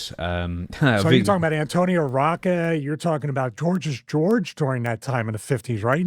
Was that the golden age of television when they televised and people got dressed up for the shows? Yeah. Oh, yeah, the tail end. Oh, you're thinking of St. Louis Wrestling Club, where they had it in the hotel, and it'd be dinner and a wrestling show kind of thing, and it was, like a high class. I think people wore their Sunday best, even at the Garden and stuff like that, for a certain length of time. It was an event. You see, that would be the third version of the Garden, not the current fourth existing version of the Garden as well. If we're talking the 50s, I think. I think so. Yeah. I mean, everybody correct us, but I do think that a little bit of homework for everybody out there. If you can go to YouTube, make it a lot easier than getting, like I said, the VHS tapes I used to have to shop around for and buy. Just look for the shows like, Ray Stevens from the Cow Palace in San Francisco. Who else? You got Freddie Blassie. You talk about he was ECW before ECW. Freddie Blassie versus Bobo Brazil. These feuds are. Ernie Ladd was a monster, monster heel. There's crazy stuff. There's a YouTube channel. I don't know if it's based in Chicago or Milwaukee, wherever it is, where they've got so many archives that they upload to YouTube with wrestling from the early 60s. And this is still at the time when Vern Gagne had hair. It goes that old. Maybe 2 hairs left. I don't know. But there's some stuff you can look. If you're an active wrestler right now, there's a lot of stuff you can steal from there, and it will still look good.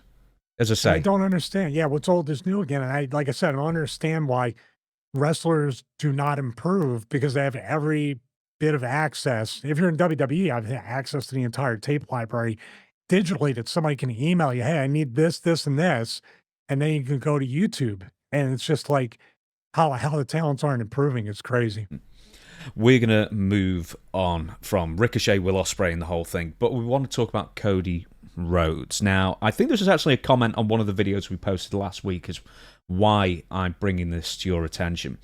And I think they were basically saying that Cody Rhodes is part of the problem. He is the WWE champion. Yet, my goodness, when I was researching this morning, I found that somebody, just of the last couple of years from WWE, had done a compilation of the top 25 finishers that Cody Rhodes had kicked out of. And you sort of think, if you're making a compilation of 25 finishes that Cody Rhodes is kicking out of, well, none of them are finishers, for starters. And two, the other thing is that, man, he sure needs to use, 2, 3, 4 crossroads to finish most opponents these days. Is Cody Rhodes part of the problem? Well, I don't think Cody's the one that is coming up with the idea of hitting his finish 3 times on people, which I think he hit it once on Chad Gable, which I brought up that point before. You hit it 3 to 4 times on everybody else, and then what's that make Chad Gable look like if you only need 1 to beat him? You hurt Chad Gable with that, no matter they had a great match, but you know what I mean? You hurt when and the talent can be thinking like that for all we know, Chad Gable said, "Hey, hit me with 3," and Cody's goes, "No, I'm just gonna do 1," and then Chad's like, "Oh, is that what you think of me and the office thinks of me, that I'm not good enough to take 3 or not tough enough to take 3?" It fosters a whole bit of resentment because now across the board, Cody would have to hit it 3 times. And I brought that up before that the talent, they may not be saying it to him, but to be whispering, like, what's the deal? Like, me 1 and everybody else 3 to 4. So you're saying I'm not over? This is the real slippery slope of this.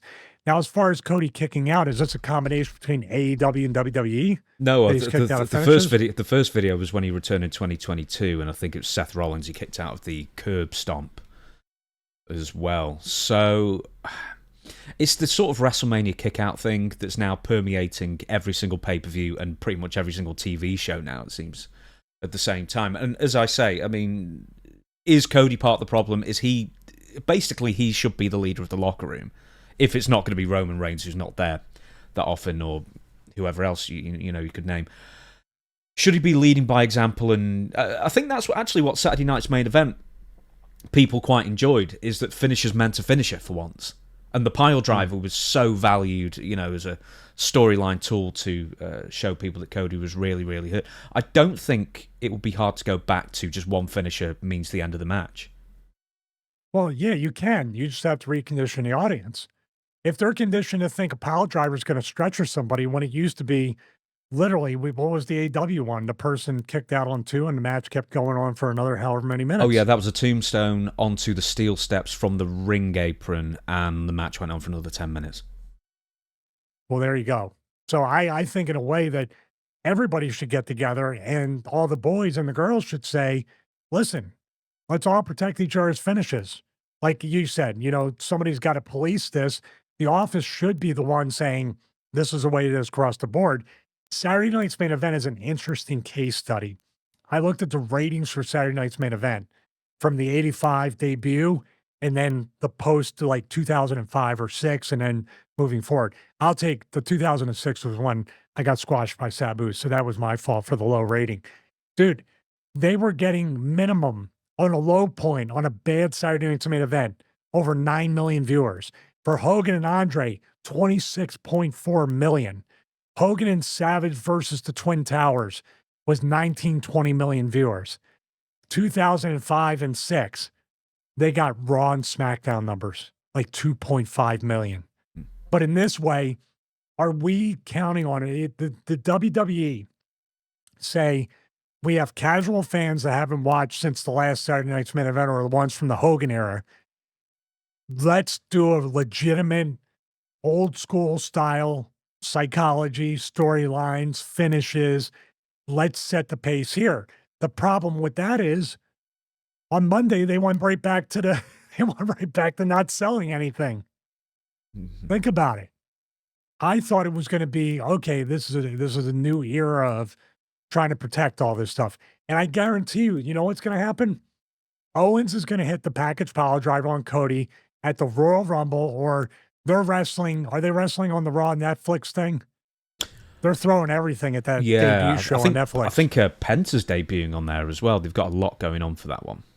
And also they have Rollins and Punk doing their match on Netflix, and then Reigns and Solo, which I don't understand. I don't understand the vignette from a boat dock, but okay. Did you see that from Roman Reigns? He was at the marina.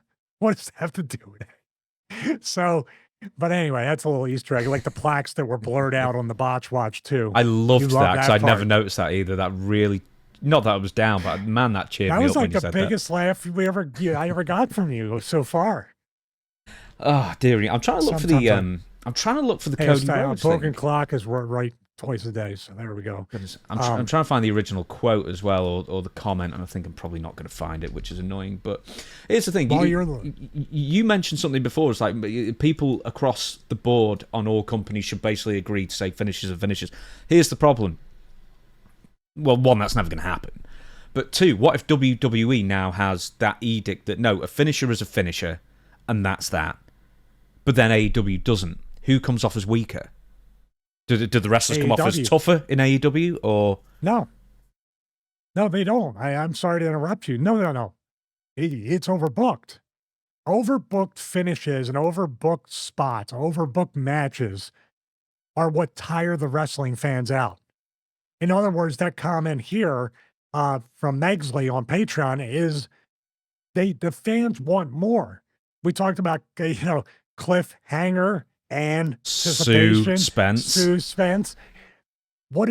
It's literally like people are telling me to watch the Penguin in the comments. By the way, I plan on watching the Penguin, but it's like you get mad in a way when you're not giving everything all at once, but you're also grateful because I have something to look forward to. I got something to talk to James about and say, dude, did you see that? What's going to happen next? We gotta do a Raw or SmackDown watch party or an AEW watch party to see what happens next. You have to you can't just say here it all is, and next week here it all is, and then week 3 here it all is. WWE 1,000 times would be better. You know why? Because if you watch one episode of AEW and they give you everything, then you're like, I can miss 5 and they're just going to give me everything on the 7th episode after that. But WWE, you're like, well, man, Cody got hurt on Saturday. What's going to happen on Monday? What are they going to do to Kevin Owens? This, that. But I guarantee you, you said it's never going to happen. I completely agree. Because that Netflix, whenever Owens and Cody wrestle, Royal Rumble, I hope it's a Rumble because they'll get the maximum payoff for it. He's going to kick out of the package Piledriver and win the match. How was that less devastating when he already dropped him on his head and hurt him and his neck is compromised, but he gets to kick out on the second one? Randy Orton's going to kick out of the Piledriver. I guarantee you. Now where are we? We just invested weeks and months of getting heat on Kevin Owens, sympathy on Cody, sympathy on Orton for nothing. And then you know what the fans are going to do? Why should I care? They're just going to come back anyway. Mm-hmm. Well, what's the cure then? The cure. I mean, okay, should there be a thing? Because I hear some people argue there should be no such thing as a finisher. Because finishing moves is a antiquated, ridiculous idea. You should have moves that are signature moves. I was going to curse, but what the F does that mean? Exactly. Well, so the matches go on forever? Well, there's no finish. Some people just say that. Well, it's ridiculous to. I say some people. I have read this more than once. I promise you that no finishing move should be a guaranteed win, kind of thing, and that sometimes you should have to hit 2 or 3, or that every move should be a signature finisher and a signature move rather than a finishing move, and that maybe you have to hit quite a few, and then you get pinned with a roll up 10 seconds afterwards. So this is what I said last week. This was this number 5 of the things that annoy me or grind my gears or whatever. It was basically reinventing the wheel. Reinventing the wheel. I'm just looking. Reinventing the wheel in brackets dangerously. But this is dangerous because now you want to hit multiple Piledrivers on people, multiple finishes, multiple. Is this a thing? Okay. Well, tell me this. We're going to get into the finishes that aren't finishes anymore. Randy Savage hit Ultimate Warrior with 7 or 8 elbows at WrestleMania 7. After how many years? I don't totally agree with it. I'm just giving an example.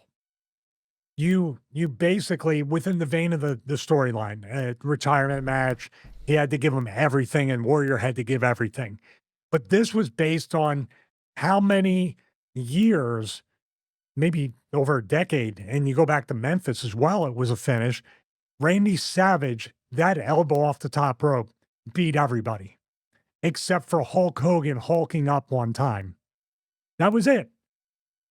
And that's why at that particular point, plus the fact Savage and Warrior were very tight, this was a retirement match. When you bring in all these different elements, there's a potential for the exception. Now, do I think there should have been 6 and 7? No. I believe hitting one and having him kick out, trying another, having him kick out, and then kind of from there going home. But Savage trying to beat him, I get what they were trying to do, but that was a bit overbooked. And that's two legends that completely understand psychology and their characters. Dare I say it, I think sometimes people just want to be anti something, just want to be contradictory. In other words, why do we have entrances? Nobody wins a match by an entrance. Would you want both guys in the ring doing, yay? I'm just saying, entrances are the biggest waste of TV time. If you're a network, an entrance is the biggest waste of the millions, if not billions of dollars over years that you've invested in a product. All it is killing. Raw does it almost every week when they have 3 hours. From 10:30 to 10:40 or even 10:42, what do you have? Entrances, commercials, pre-tape, backstage, another entrance. All while Monday Night Football is going on. What's the sense of urgency? Mhm. If I were a TV network executive, I would be like, I'm paying like what was it? $3.8 million an episode Fox paid for SmackDown. It was 20-some thousand per minute. And you see 12 minutes worth of entrances in USA Network about the same price. I'd be going nuts. So if you're a person that's reinventing the wheel and saying no finishes, dare I say it, no entrances, no music anymore. You know, the fans are a waste of space. Get rid of go back to the COVID era. Okay, well now it's 3 or 4 crossroads every big match to get a win, pretty much now. How does he reverse it? Does he need to go away and learn a new hold because basically he's prostituted that move out to the point of no return? Or can you bring it back somehow? It's hard to say because Cody has a few really good moves. He's got the disaster kick thing off of that. He also has the diamond cutter off the ropes. He has quite a few that he could use. Hey, you know what? You want to go super old school and pay tribute to Dusty? Curtain call. Oh, no, I thought you were going to say Dustin. Sorry. No, the elbow out of the corner. The old Dusty. I mean, that goes way, way back. Dude, you can re-educate the fans into anything. I'm giving you an example. The Piledriver now is not only a finish, but a stretcher, an ambulance. So you can make anything. Crossroads, if he starts doing just one, like he did to Chad Gable, he did it to Kevin Owens, maybe the trend is now up to WrestleMania, one Crossroads. That's it. Now, dare I say, you can go for the Crossroads and have it countered, have somebody interfere. The tease of hitting the Crossroads and getting cut off and cut off and cut off. Then when you hit it, that's sort of like going for it 3 or 4 times without hitting it. What else? Figure 4. You can do a ton of stuff. Cody is somebody that appreciates the history of the business. So if you look back and you see what can Cody do to pay homage to a legend, to bring back a finish that people haven't done in 10, 20, or 30 years, there you go. Dare I say, Cody could take the Piledriver and make it a finish because I trust Cody to do it safely. Now, here we go. But that's a heel thing now, which they've already established as a heel move now. It could be. I mean, you have a finish here. What about the sleeper? Piper had a sleeper that was a finish. You know, $1 Million Dream. There's tons of things that you could do. The Boston Crab. Rick Martel did the Boston Crab for years. People haven't done that in a while. They have. Sheamus does the Texas Cloverleaf. I think Gunther also has the Boston Crab. He does, but it's not its finish. On that basis, we're going to be getting to moves that used to be finishes but now aren't. So, wonderfully segued into that, Stevie. We're going to look at moves that once looked great, looked impactful, and then when those two moves happen, where those two parameters are met, other people steal it. The Stone Cold Stunner is generally a perfect example of it because obviously I think Steve Austin popularized it, but there's Michael Hayes and Jimmy Jam Garvin, and of course Mikey Whipwreck, who did it beforehand, maybe others. And then Disco after Steve Inferno Austin did it. Yeah, I was going to say he that did it as Austin was doing it. Yeah, and then there was Disco, and then there was with the Chartbuster, and then was do you know who did it after Disco in WCW? The Disciple, because it was the Apocalypse, and then Disco couldn't do it anymore. He had to find something else. And Kevin Owens more recently, John Cena more recently. Why the springboards, I don't know, but it's one of those moves that's no longer the ultra finisher that it was. Didn't that Ember Moon girl she did it where she would twist and hit it and ended up getting hurt. She would go from the top rope and hit a stunner like that. And she got hurt. She got hurt one time, I think, doing it. Dude, you're landing right on your tailbone night after night. Yeah, but from the top rope, I mean... Yeah. I mean, you should see... No, that's what I mean. She did it where she jumped off, twisted. It was just convoluted. That's reinventing the wheel for no good reason. Yeah. That being said, I've got a list of moves that I wanted to bring to your attention. As I say, once again, using the word prostituted over and over again. Monkey see, monkey do. They see a move they like as a finish, and then all of a sudden it becomes a signature move, and then it's a transitional move, and that's just a move. Like the abdominal stretch. I mean, that used to be a finisher at one point. Now, 80 years later, and that's where we are. First one I put on the list, Spanish Fly. For God's sake, how many people are doing this backflip thing? And it makes no sense. It makes no sense, and there's always when I see that, I'm like, dude's knee's going to go right between the other dude's legs every single time, or he's going to be squashed or do whatever. There's so much that can go wrong with that move because when you're coming off the top rope, and, even a Frankensteiner or something, the person sitting on the turnbuckle has a base for you to do it. The Spanish Fly, you're both up on the ropes and you're not quite sure, especially WWE, which is real ropes. AEW has the cables. At least you have a little base or platform to spring you off. It can go wrong in WWE. And that's one where if you didn't do that move for months and Ricochet, say, pulls it out as a finish, now you have a finish. That's the other thing you got to do with these finishes that are no longer finishes. You need to pretty much eliminate them from the entire show for months until somebody can reintroduce it as a finish. And that's a move not everybody can do. So how in the world can a Spanish Fly, which, percentage, maybe too much of a percentage, but not enough. It's not like a super kick. You don't have a lot of, it is special. And then you're making it less special. That takes a lot of work. Did Paul Burchill invent that? I'm trying to think who invented the Spanish Fly, but I think I probably saw it first with Paul Burchill. The SATs, I think, invented it. The Maximo brothers. They were the first ones I saw doing an ROH. Don't know who they are.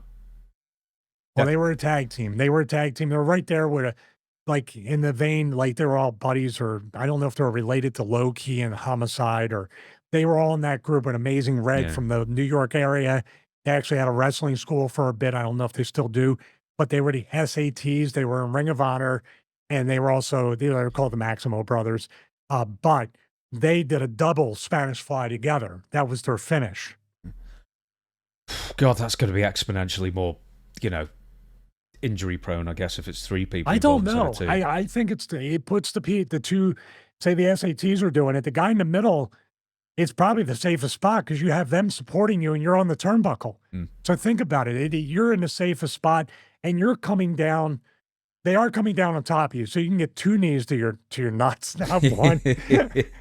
So, but I've seen them do it, and I think they were in TNA for a bit too, and it was pretty good seeing two guys do it. That's a finish. The next one, speaking of TNA, and because you mentioned P.T. Williams before, I mean, as I say, the Spanish Fly, the first time I saw it, mind blown, amazing. The 1,500th time I see it, and it's the very same with the Canadian Destroyer. When P.T. Williams first hit that, man, that was a mind-blowing move. I think it won Observer Move of the Year twice in a row as well, because no one bested that move for like 2 years. But now, goodness me, I mean, it's almost become like a comedy move, especially in AEW, where they see how many they can... I mean, have you seen it where they just do it on each other in a row? You know, like one does it on the other, and then the other does it backwards, and then It's the like other an does it Oklahoma Roll where they're going for the pinfall and around the ring. Yeah, it's stupid. And it's not a move that everybody can take. It crosses it out. TNA was an outlier because you had a lot of X Division guys, and you had an X Division title. So basically, you had a whole demographic of wrestlers that could take it. Therefore, you had people to do it to. But now you got like people like Dustin Rhodes doing it and everybody else. And I think Cena did it once, didn't he? Or somebody did it to say, yeah. So, no, okay. didn't Cena do... It was sort of like a... he did the Code Red. He did the Amazing Red. Yeah. He did like a Sunset victory roll Flip. into a power bomb kind of thing. That's the Code Red that Amazing Red did. And then Selena Vega does it. But I could have swore somebody did it to Cena, or he did it. Somebody who I said, how in the world did he like take that? Not quite sure. But the Canadian Destroyer, yeah, that's right there is a move that, because you got to think, you got to be able to backflip to take that. And I can't do it, you know, or else it's going to look like crap. It's going to look like the Owens pile driver on Orton if I took it. It's a very scary move to take. Yeah, I'm actually just looking at it now. But yeah, it's not Destroyer. It's on Kevin Owens. Yeah, it's a Code Red. Next one, and you claim this as a finisher at one point, the Stevie T. Raven did the DDT. Obviously, Jake the Snake Roberts is never going to be equaled as a finisher, but goodness me, when did the DDT become the most... what did Jake used to say? What does DDT stand for? The end. He even had a great line for the finisher. And now what does DDT stand for now? Because that fan would be mad because there's no end to the match. How dare you? How dare you end the match? Oh, there's a roll-up now. He probably chants Fight Forever. He's probably one of the few people who still plays Fight Forever. Yes, we have to play that. I think it was free on PlayStation Plus for a while. I'm considering getting a PS5 so we can game together. Do you know what? I've got 2 PS5s. One of my friends went for the PS5 I'm gonna get 3. Pro. How you like that? Yeah, well, we should stack them up so you've got PS15. They'll think we're one of the countries in the Middle East that bought a bunch of PS4s to run something over there. Remember that? I think it was Iraq. There's okay. What was I going to say? Oh yeah, my friend was buying a PS5 Pro and he just sold it me really cheap. So great, I'll have one upstairs, one downstairs. Great. So yeah, I'm all in for you for Fight Forever. But I'll cut this out in the main clip. I'll leave it in the body of the show. We did this on the Dutch show. I didn't bring it up here, but maybe I should have done. The average play on Steam for Fight Forever, there's an average of like 13 people at any one time playing that game on PC. And that is a year high because it's been as low as like 6. So how can it just be that few people? Is it just because it's so bare bones? Well, you have a story here. We're going to get to that next, I guess, to Tony Khan talking about Fight Forever. I didn't write that in, did I? Oh, I thought we were going to talk about that because he had made some comment like we're still committed to Fight Forever and there's a lot of good stuff coming out. I think we may have shared that back and forth on WhatsApp. But getting back to the finishes, if you can look that up, maybe we can talk about it on the fly. But as we're looking at this, the DDT. Now, the DDT is a very basic move. I understand right now it doesn't look much like a finish. But I will say this, much like the superkick, the way you can bring it back as a finish. Number one, to have Jake train somebody to do it as a finish. That's how you get the rub. That's how he passes the torch. But Jake, I'm sure, is like, it has to be somebody that can match my psychology, moveset. That would be great because he's still at AEW. That would be a good thing to do for him and a young talent. Renaming it Raven, the Raven effect or the even flow DDT. Stevie T, just pretty easy. That's just pretty much lowest common denominator right there. What else? The Impaler, just a take on the DDT right there. And then the Edge called it. No, that was a different move. Execution was the pulling him back like Yeah, that. yeah. What I'm saying is, at least you're trying to make it part of your character. That's what makes a finish. If you can put it into a character, and Jake took something from the Vietnam War with Agent Orange, DDT, and basically turned it into a move, and people could identify, but they couldn't think of what it was, the name of it. But that brings up a bugbear for me in modern pro wrestling, is that every single move has to, signature move or whatever, has to now have its own name related to the wrestler.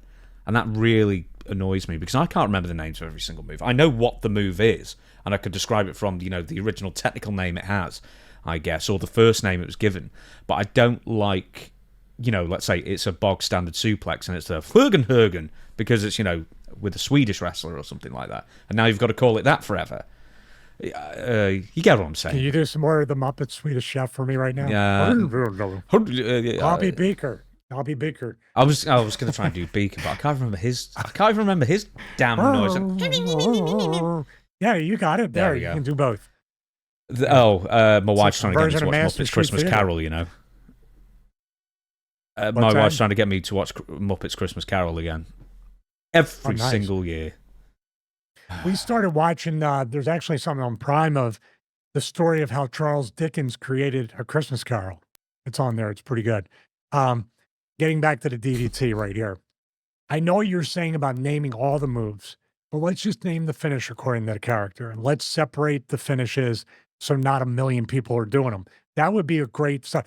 I named all the moves after myself because I didn't have anything super special. So it was Stevie T, Stevie Plex, Stevie Carano, which I never hit. I just went up and ended up getting powerbombed. But that was within, it annoyed you. That's why I did it, because it annoyed the fans that I named all the moves after myself. So, but everybody doing it I wouldn't be special if everybody did it then, because nobody did it back then. Who had less success with the Hurricane Rana, you or Billy Kidman? Oh, I never did one. I mean, yeah, so I would say me. Yeah, but no, he always, I think, is it the one with Billy Kidman where everyone would try and powerbomb him, and then it would always end up in a face buster? It's like he's immune to power bombs. That was Billy Kidman. That's why I never tried to powerbomb him. I refused to work him. So I was like, no, you're not. You studied. That's where the analytics come in. Student of the game.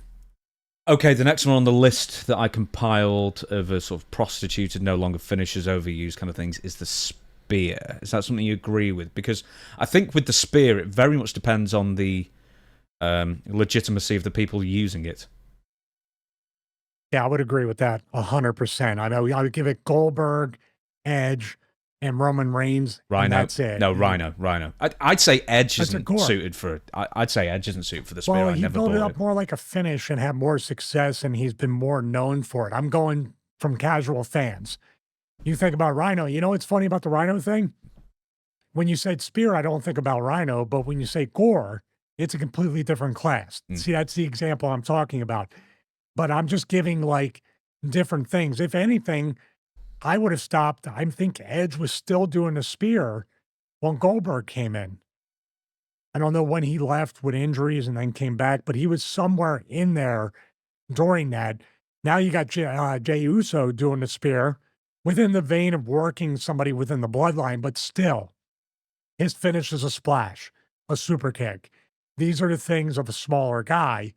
I can understand the spear maybe out of desperation for a double down to hit it, just to try to get the guy, create distance and get the guy off you and catch your breath. But at the same time, you're right. Yeah. The DDT, the spear, and the super kick are the three. Those are the three that really need to be pared down and made special again. I think with the spear as well, I see it like when the women hit the spear on each other, it never looks good, because I always just think if you're going to do a spear and it's got to look good, you don't have to be the size of a Goldberg, but you sort of do to make it look amazing. That's why I never bought Edge's spear, never bought Roman Reigns' spear, quite frankly. Goldberg and Rhino, and that's your lot for me. I think those two made that move look fantastic, and everyone else is just imitating. Well, a Goldberg spear doesn't look fantastic. It's a real spear. So that's why I'm a worker. I prefer Edge's, and because he just kind of lets you snap and take the bump.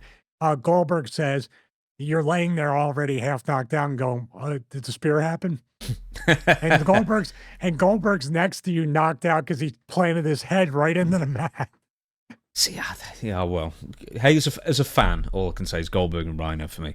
We're going to get to the super kick and the splash in a sorry, because you mentioned the Usos, I guess, but a suicide dive, or quite frankly, any dive, because this also goes towards the pacing of a match these days, where wrestlers always have to go to the floor in every single match. And do you remember when, in the old days, I'm sure in the 80s, I'm sure people are sick of people harping on about the old days, but going to the floor used to be a fairly sporadic special occurrence on a card.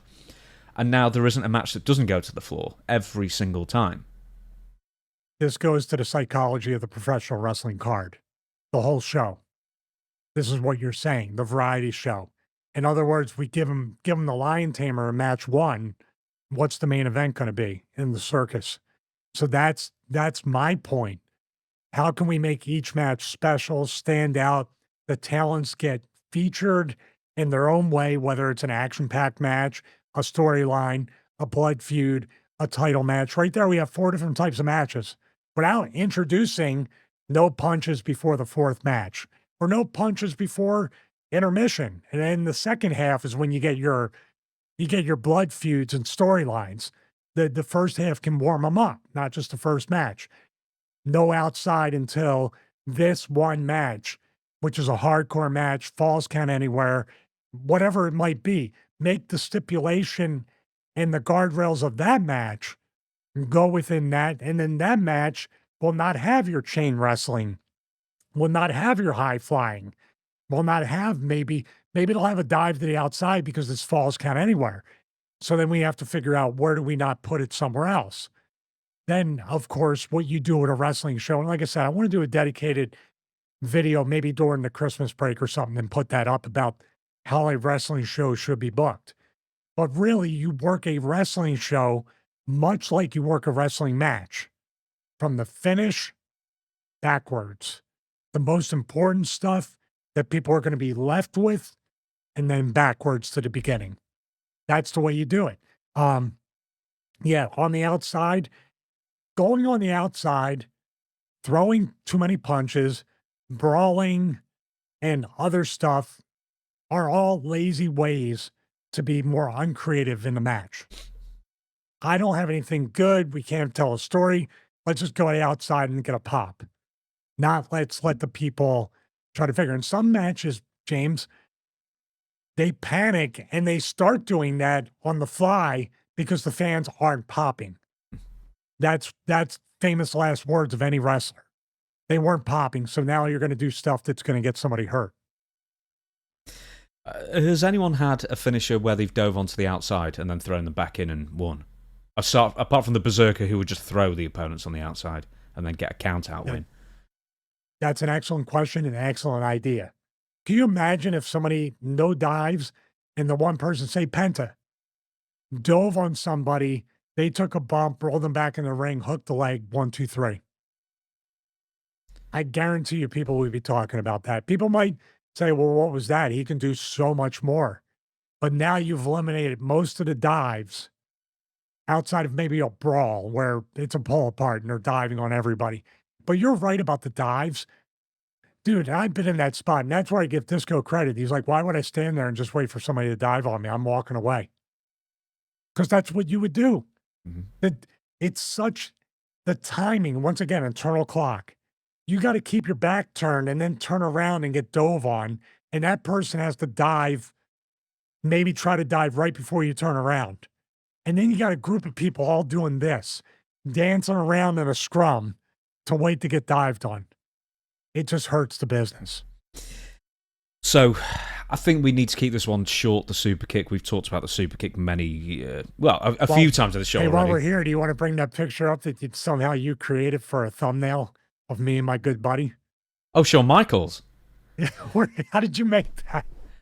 Right, okay. So Shawn Michaels is holding onto Trick Williams. And it took more time than I thought it should, but I sort of just inserted you. Well, the thing is, when Shawn Michaels is holding Trick Williams, it looks, a friendly mentor sort of thing. When he's holding you, it looks like a sort of prison-style assault that It's only like the he's British enjoying. kid on Saddam's lap, like a hostage situation. Yeah. I mean, all we need is like a big like flag in the background, and then it will really, and then like home video footage kind of thing on VHS, and it really will like a hostage video. Can you put a sign on me around my neck that says I'm being treated well by my captors? Yeah, I'm fine. I'm being fed once a day. You know what that's for, don't you? That's for the NXT thing, the video that I'm going to put up today. Yeah, I might send this to Terry Taylor actually to show to Sean, see what he says. I would be very interested in Mr. Taylor's thing. Okay, for people who don't know what Sean says, show it to Sean and see what Sean says. Okay, right. Can someone send this Shawn Michaels, or I'll tag him or something like that? I'm sure. No, I'm going to send it to Terry Taylor to show to Sean. Show it to Sean. My God, that's a tongue twister. Okay. Oh, by the way, I forgot to mention this at the beginning. We're taking next week off because we're not recording on Christmas Day, and to be honest, we can have a week off for goodness sake. I mean, it's allowed. I mean, I've had about 6 weeks off. We have enough clips in the queue, though, right? Oh God, yeah. You're not going to be. People are not going to be wanting for content, absolutely. But I just thought I'd let people know at this point. I'll say at the end as well. And then, in 2 weeks' time, we'll find out what Shawn Michaels thought of that thumbnail that I made. That being said, super kicks and what can you say? I mean, the Usos you brought up before, the Young Bucks, I mean, they've single-handedly managed to probably kill that move off more than anyone else.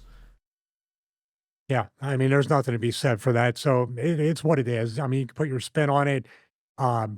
Nobody's going to be better than I've rated Chris Adams as the best super kick ever. You can look at that clip we have from quite a few episodes ago, and past episode, not future. See, we switched it up. Started if you could drink one. Yeah, instead of don't take a drink, throw up a bit. That's the opposite. Yeah, get high. But past episode is when you're hungover from all the drinking on future episodes. But with that being said, Sean's going to be the guy known for it as a finish. No one's ever going to have. It's always going to be compared to Sean, mine and everybody else's, and that's the way it should be. Sean built it up as a proper finish, and dare I say it, if any talents are in WWE or NXT, pick Sean's brain, Hunter's brain, anybody else there that had an established finish for decades that never really got prostituted out or exposed, except when it meant something. Now, I'm going to lump in the next one is top rope splash, frog splash. I'm going to extend that to everything from the top rope. Everything. The top rope is no longer the high rent district or the high risk maneuver. It really is. When you're up there as a worker, I don't care who you are. It looks a lot higher, and it's scary. And then you got to measure it. It's immensely difficult to protect somebody when jumping off the top rope and landing on them. The Snookers of the world, the Savages, Rob Van Dam, Eddie Guerrero, Benoit with the headbutt. All these things are incredibly difficult. I really do think there should be an elimination. I see when Bill Watts was trying to eliminate the top rope way back in WCW. I get the intention. It just wasn't, I don't think they had enough time to establish what over the top rope or a top rope would have meant. Now, very specifically with Bill Watts, he didn't ban it for everybody. That was only, it was only allowed for the cruiserweights or, a Brian Pillman or a Jushin Liger or a Too Cold Scorpio or something like that. But he banned pretty much everyone else from doing it. But the theory is that the heavyweights shouldn't be doing what the cruiserweights or the lighter wrestlers were doing, I suppose. Hey, do you remember when getting thrown over the top rope in NWA was a disqualification? Terrible. Man, they were doing that until the late 90s in WCW. I think people forget that. I don't think it was terrible. I disagree in a way because especially during a tag match, the Midnight Express always did it, and it was great. They would distract the referee, and the other guy would throw Ricky Morton over the top rope, and they didn't have mats. So he would be in a lot of, would always get a pop, not a pop, like, oh, and then boo. And then Tommy Young or somebody would turn around, and they'd be like, throw him over to me, it just added Because getting thrown over the top rope, a lot can go wrong. We're so desensitized to it that I can't tell you how many times I've sprained my ankle going over the top rope and landing a certain way. You just never know. And that's with a mat, not the floor. So we can agree to disagree on that. But if we're going to go all the way to bring back and make everything mean something again, then we need to explore all these different elements. Yeah, that's probably just a taste thing because I didn't grow up with that, and then when I watched older stuff and that was a rule, I never really understood it. I always thought the over-the-top rope thing was always, I hate to say a lazy booking thing, with the dusty finish. Well, we watched the replay back and just before so-and-so got the pin, he threw, the opponent over the top rope, so therefore this NWA championship can't change hands The kind of dusty thing. finish, yeah. Yeah, I always associate with that, and I always associate with that a bit of a sort of like a lazy booking trope that was overused at one point. I'm going to give you one scenario where you'll be like, I think you would agree, at least in this scenario. If getting thrown over the top rope was banned or just secretly eliminated from what you see week in and week out from WWE TV, and you know where I'm going already. Doesn't that make the Royal Rumble even more special now? Yeah. So for nothing else, you're going to get to see one time a year when people get thrown over the top rope.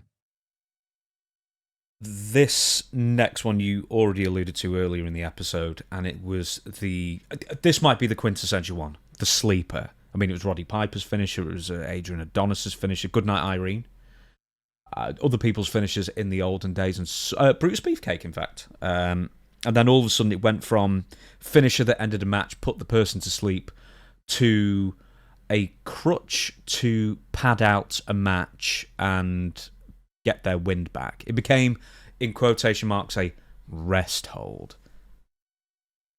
Oh, that's another trope. And no, no. Yeah, that's. It sounded like it put some voice effects on that one. That's one of them tropes that I'm glad is for the most part gone. Well, me too. I really am. Sorry, I text my wife during the show. No, I was going to say, I wanted to say rest hold specifically because, I mean, you as a veteran professional wrestler who no doubt knows what they're talking about more than most, you should be saying, well, there isn't any rest holds. You should be about to make that point. There you go. Should always be working. Actually, you should be at a point where, like I said before, to make it look like a struggle, but it's a cooperation, which leads you to not get winded as much. You should be in shape no matter what. A rest hold is just it.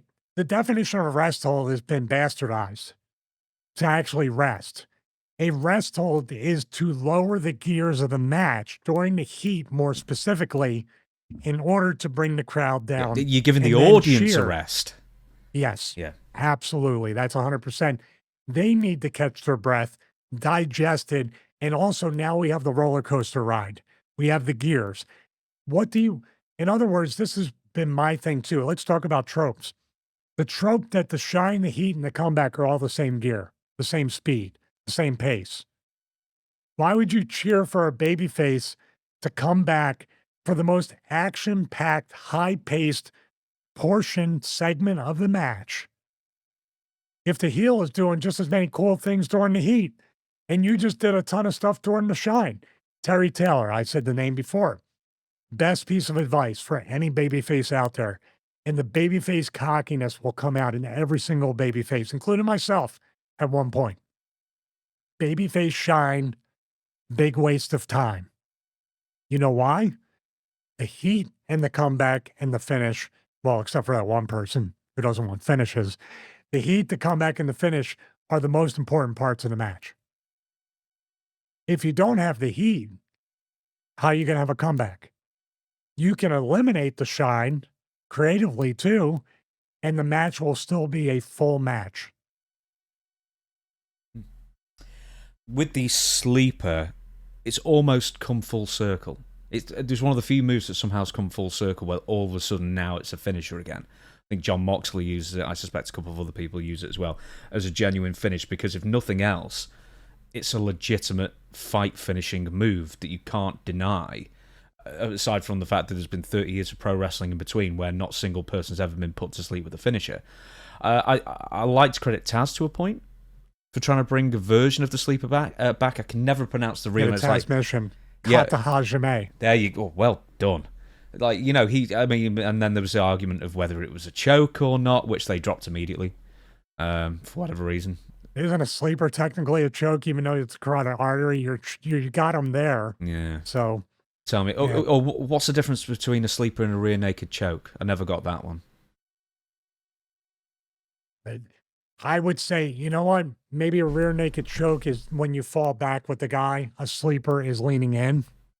That would be the. I was going to do the opposite. I was going to say rear naked choke is when they're on their front, and then you get the sleeper on them. Or if you want to be really like WWF 80s, a sleeper is where you've got one arm round, really, really loose. So obviously their head's moving around constantly because they don't know how to do it. Across the forehead. Yeah, no, and then they put their forearm across their eyes, or similar. Yeah, and somehow that's the sleeper. Sleeper used to be you grip their head and you have them like that. That was the sleeper, like a claw, like on the forehead. All I know is that whenever someone, maybe I'm just looking at WrestleMania 3 in my mind's eye, when Roddy Piper won and Adrian Adonis, and all Adrian is doing is wiggling his arms around and moving his head about constantly, so there's not one drop of blood that's being restricted in those arteries going in his neck. That's just a purist in me, by the way. Well, I'm going to tell you how Roddy was moving his head. Roddy was just doing this as Adrian was waving. So it was cooperative on that. But he got the finish over.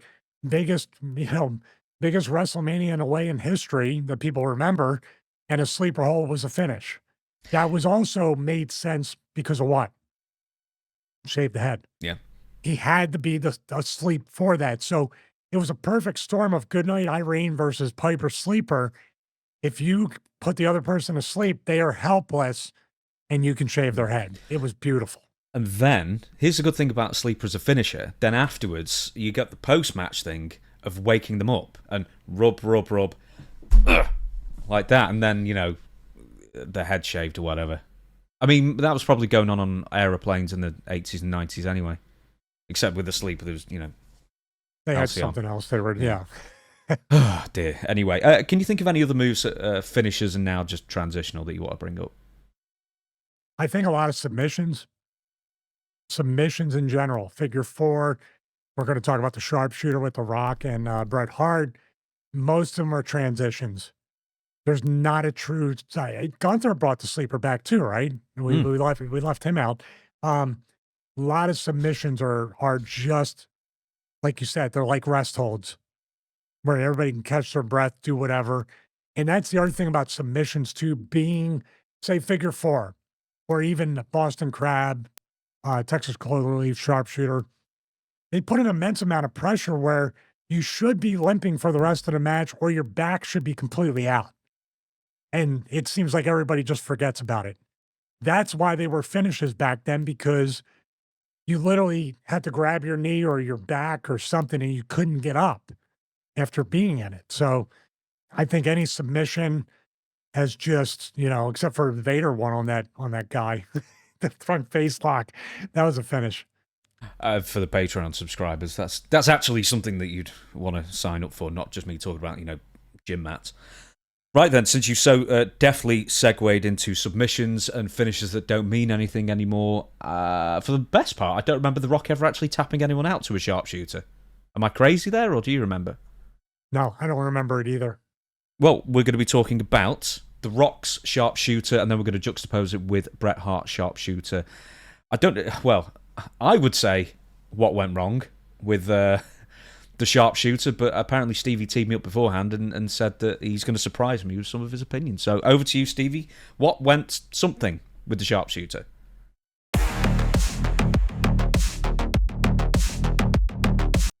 Well, thank you, James. We're going to take a look at the Rocks first, and this is one where we can do picture-in-picture and play both at the same time. So we'll go through Rocks, then Bret's, and then we'll put them together. So we have the Rock here. Now here's the one on somebody that can't be named. Okay, I'm going to say right now, what don't you like about this? The one on Benoit's not too bad. Are you talking about this part here where he's not sitting down as tight as Bret would? because Brett would wrench that thing according to Honky Tonk Man and everybody else. So are you saying that the step through here and everything looks good, but he's not sitting now he's sitting down. He's got a wider base than Brett does. Brett's pretty tight with this leg, and then he sits down straight there. So let's go to all right, here's one on Miz. Maybe we should watch the Brett one first and see how he does it, because then we're sort of not flying blind then. What do you think? We're gonna compare them. Okay. So we'll go all right. So he's not sitting, and what you're saying is he's a little far from the back. Brett would sit down right here and go in that direction. Rocky's more like a sumo squat type position or sumo deadlift position, to bring back the gym mat analogy. You like that, huh? So you got this here. That bugs me straight away. Right here. Okay. The space, right? It's not even the space. He doesn't link his arms through properly. We'll see how Brett does it in a minute. He doesn't sort of like secure the arms properly. What really gets me is that with the Miz there especially, that's a great shot to leave it on, is that he doesn't put the crook of the knee, Miz's leg, the knee, over the shin, right, over the shin, over Miz's other leg, which is how the move is supposed to be done. It's really sloppy how The Rock did it, and he always did it this sloppy. And so what you're talking about is this leg needs to be deeper in that direction, that it's hooked, and then under his armpit really tight to where you could literally walk him around and have him hooked. Is that what you're saying? Yeah, it's far too loose. I mean, it's John Cena-esque, STFU. Kind of just looseness, which always caught my eye. Even as a kid, I knew it was wrong. Do you think the size of The Rock has a lot to do with that? Like maybe not as flexible as Brett to get that deep in, like the bodybuilder build? I mean, how flexible do you need to get his legs in position? It's not a flexibility issue. It's just someone who just doesn't know how to do the move. I think we're going to look at Brett's, and then we're going to compare them at the same time. I think Brett had a lot more steps and cinch. The cinching of the legs, Brett would do himself. You remember that? Brett would hook it, and then sometimes he would cinch down with that left hand and then hook it down. The part that bugs me more about Rocky's is the fact of this. Literally, what he needs to do is put that boot as deep into his armpit as possible, and then hook around with the arm, like here. And then he has that hand, I don't know quite where you put it, either on this shin right here or something to where you have one-handed, where this could be where you're like Sting used to do and wave to the fans before he turned it over. Dare I say it, I still think Rocky's is better than Sting's.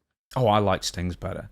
But with Brett, which we're going to look at in a minute, the Rock's left hand is just in no man's land. It's doing nothing. With Brett, he uses his left hand and sort of secures one of the shins. He loops under the leg and then secures one of the ankles, basically, of his opponents. And then with the other arm, secures under and basically underhooks the foot and the ankle to secure it, and then he turns over.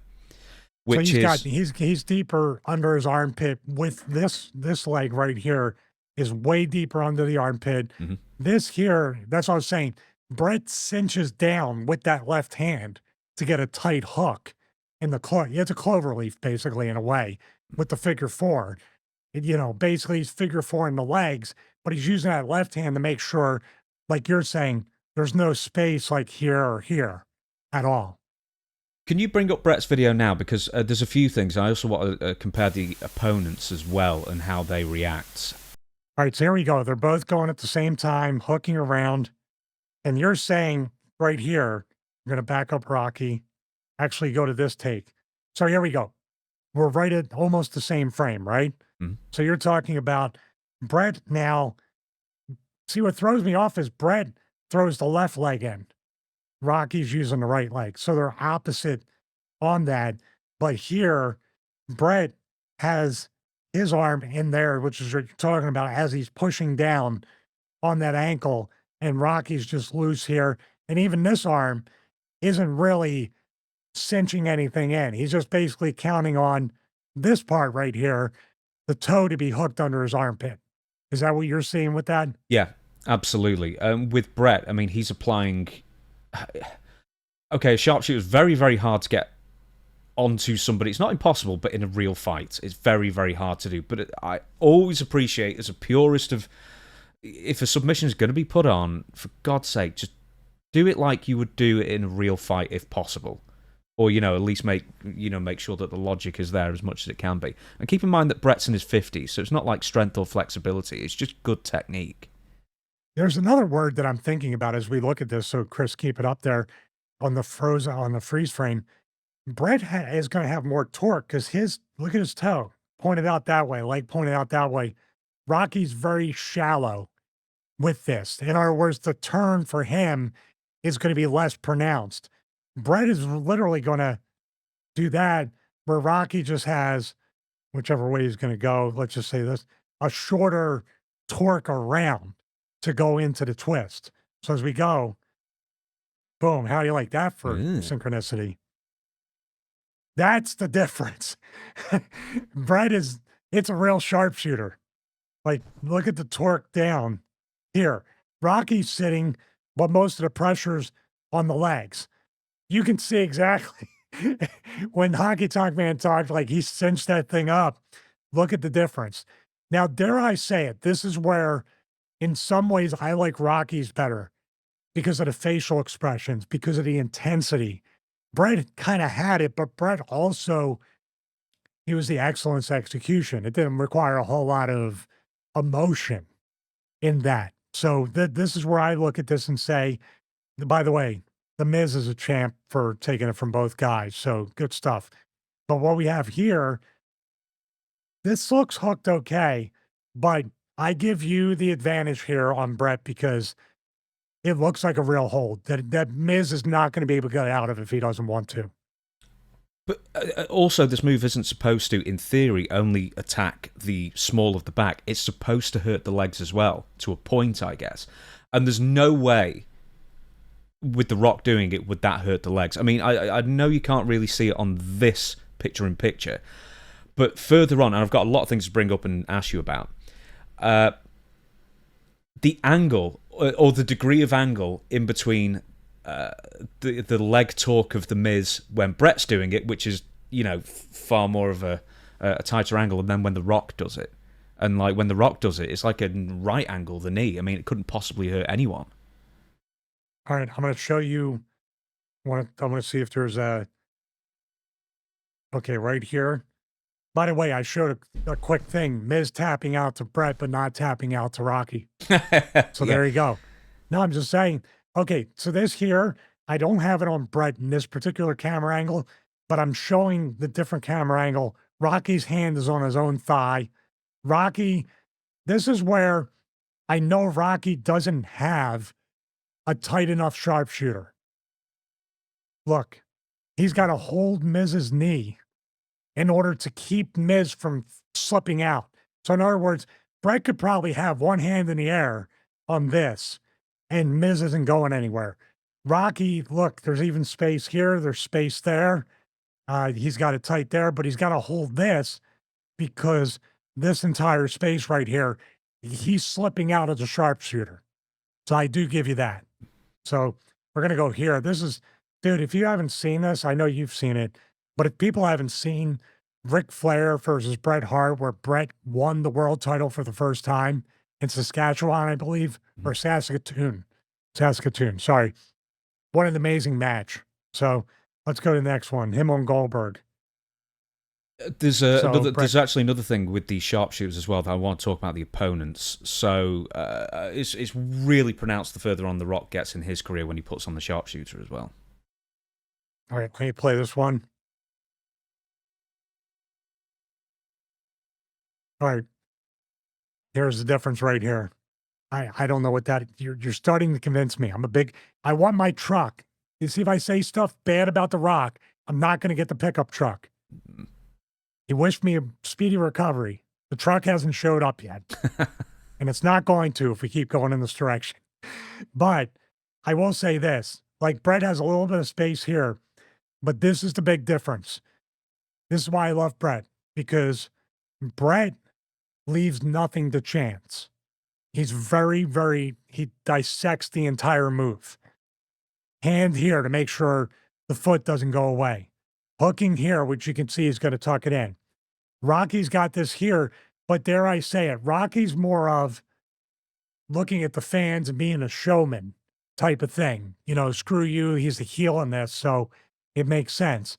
But we have Goldberg, which he's not necessarily the most flexible guy as it is. This is probably going to be a bad sharpshooter. But this hand here should be on that knee right there. This should be hooked around because he's got him like this. So what's going to happen if Goldberg's doing this, much like Rick Martel in the Razor's Edge, if he's doing this, what happens if Rocky can't catch that heel to get under the armpit? He slips out. Brett's already got that hooked right there. So let's go.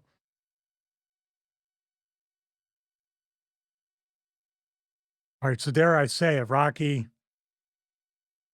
still has, like, this is the finish of the match here with Brett on Flair. So once again, somebody's going to tap the Bretts, but not tap the Rockies. Damn it, I'm not going to get that pickup truck.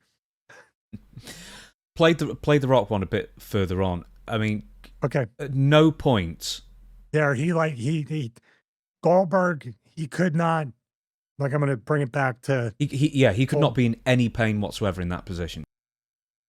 I'm with you on that.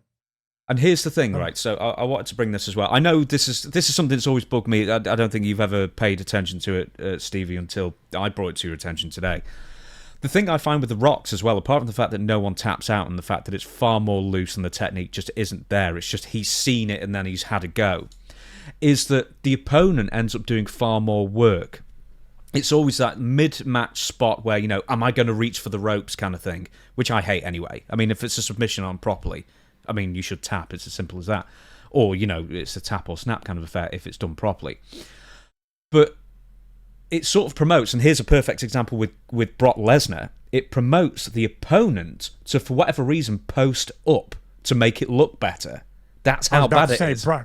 Brock did something. Brock did the Austin thing. I wouldn't doubt that Austin maybe told Brock, because that was the WrestleMania 13 where Austin passed out in the sharpshooter. He pushed up. You know, that's something Brock maybe instinctively, but I'm thinking that Austin or somebody clued him in. Man, you want to do that. That would be good. Because when you want to try to fight right out of it, and to me, Brock doing that makes the sharpshooter tighter. Yeah. He's, like you said, he's doing the work. And look at this. This is the best sharpshooter out of all of them. Like, I couldn't even, the Goldberg one I had to scan through because he was in a sharpshooter for a minute or more before he got to the ropes. So this is the best one because what happens is look at where Rocky's at. Like, he's not above him on the tailbone like Brett. He's sitting on his hamstring. Steve Austin posted up differently anyway. He posted up almost like a bridge, you know, like a yoga bridge kind of thing, but Brett was sitting on his back. Whereas The Rock, because there's so much space between the two opponents, Brock can essentially do a press-up, but then in theory, he's adding pressure to his own legs by doing it. Unless, you know, he pressed up and then rolled through. Good point. Good point. But again, now that I think about that match between Brett and Austin, WrestleMania 13, that was Austin's last-ditch effort to try to walk himself to the ropes, and he collapsed after that and passed out. So psychology-wise, I would dare say that Brock should reverse this and be flat, and then his desperate attempt to get to the ropes is the push-up, walk your hands over. Mm-hmm. The opposite of what he just did there. So I totally agree with that. Yeah, he's in it forever. So I'm with you. So look at that right at the end. It's almost like a bow and arrow, or like the beginnings of a bow and arrow before the pain kicks in. You know, you lace the legs together and then you do the submission. That's all there is to it. There's nothing to it.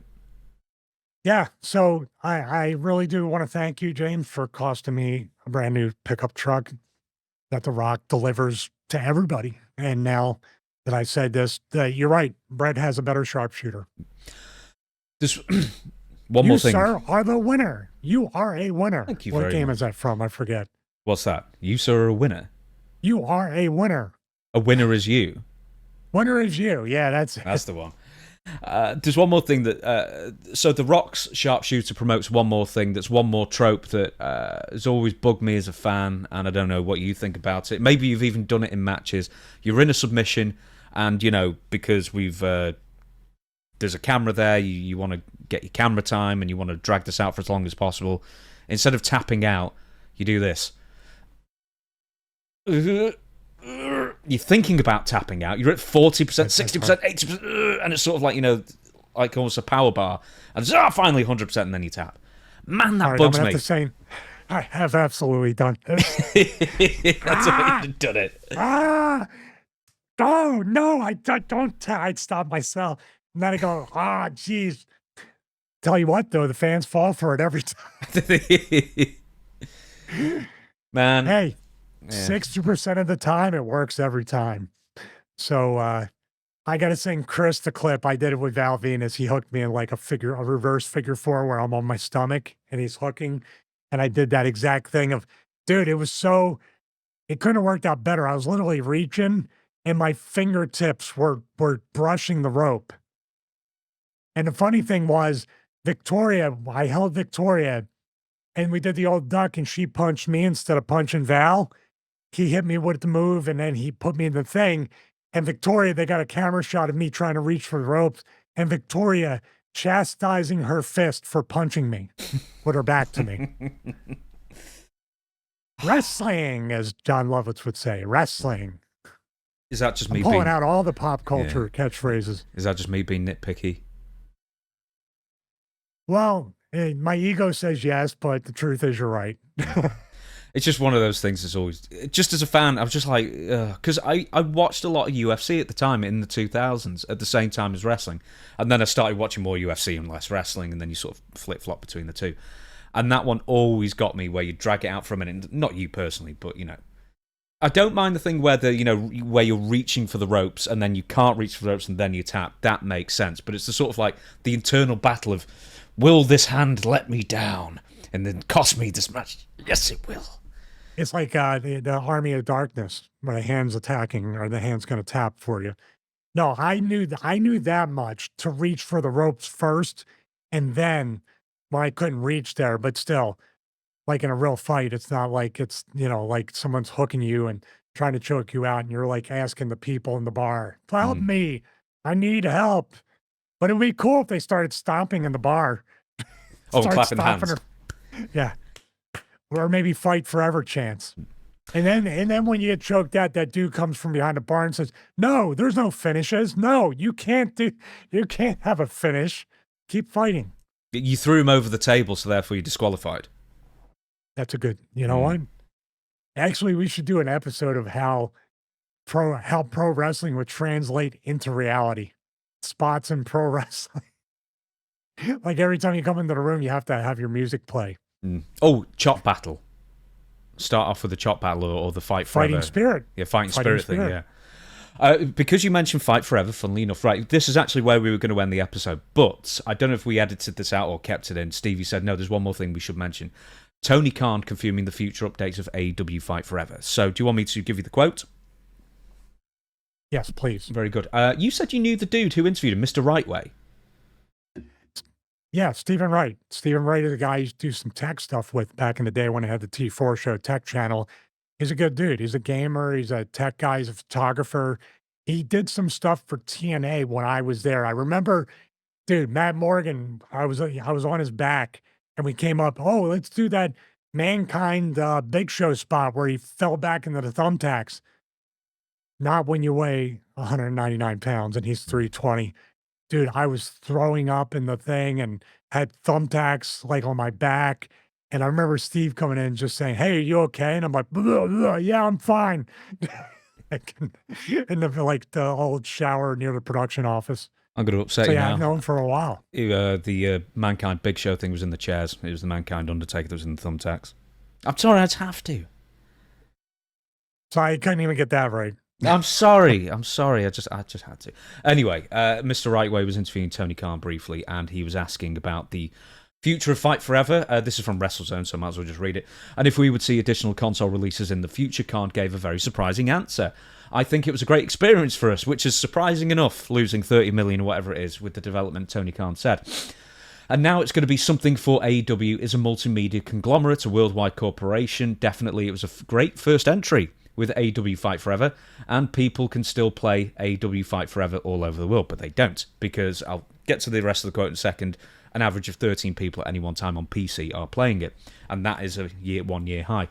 I think eventually, absolutely, we'll be putting out AEW games into the world, but right now we're fully supporting the Fight Forever game, and I'm excited about AEW Fight Forever. There's still more wrestlers and exciting things happening with the game, and I think there's a lot of opportunities in the world of gaming, to your point. So there you go, Fight Forever. They're still going to be ploughing money and resources into that game.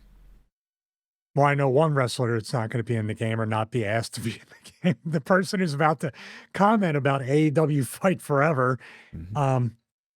It is like the game that won't die. It seems like they are fighting forever. I feel bad. I said this before. I feel bad for Kenny Omega. Watch our video game episode because we did go into more detail about that. Hey, throw up. Past episode. Yeah, that goes. But I feel bad because I know what it's like. I was a part of the development of Retromania Wrestling. I'm going to be part of the development of the sequel to Retromania Wrestling. There's a lot of heart and energy in it, literally, tears, sweat, now blood, maybe sometimes. But people sacrifice a lot of their time and energy, effort, and especially in this case, money to make this game. And Kenny Omega kind of foregone his wrestling career to focus more on this stuff behind the scenes because he wasn't really figured in. I mean, he was injured. He had a lot of stuff going on too, but he also put everything into this game, and people were thinking it was going to be like a mix between virtual pro wrestling, a little bit of Fire Pro, little arcadey type of game like WrestleFest. They were in theory going to mix a lot of stuff up, into it. But I'm looking at this going, why didn't it do well? It was long overdue. It was very much delayed. It was way over budget. And my question would be, like a legitimate question before you invest in another game, where did the money, time, and energy go? Like why? You had the Ukes engine, I believe, correct? Mm-hmm. They used the old SmackDown versus Raw engine. Mm-hmm. Why? Or Virtual Pro Wrestling, one or the other. I'm sorry. They used an engine that had success in the past. Yeah, they were trying to go for No Mercy, essentially, was the advertising bump that they were saying at the time. So what, in my speculation, you spent somewhere around $20 million or more, correct? Mm-hmm. Yeah, I mean, I've heard numbers even higher than that because they were integral to the development of their own game, essentially. But you didn't build the game engine from scratch, so you licensed a game engine right away. You are already. I think they based it off an original game engine. So it might have been a brand new engine, or it could have been. See, if it was a brand new engine, now you're talking about a lot of money. But it does not look like a brand new engine. It does not look like an Unreal type of engine. Unreal Engine 4 it was made in. Wow. Yeah. But so not 5. Yeah. But not 5. No, it was on 4. So I think they were trying to emulate an older gaming engine in Unreal Engine 4, I guess, which is complicated in its own right. So here's my I have a lot of questions, and these are honest questions from a gamer, somebody that likes to play video games and loves pro wrestling games that stand the test of time. And we talked about on the video game episode. Games like WCW Revenge. No Mercy is very good. What else? I'm talking Fire Pro is amazing. Decades later, they haven't upgraded the graphics. They haven't even upgraded the gameplay in any, but Fire Pro, I'll still play it on the Steam Deck. I got a PS4 to play Fire Pro Returns. I used to play 6-Man Scramble on the Sega Saturn, Super Famicom.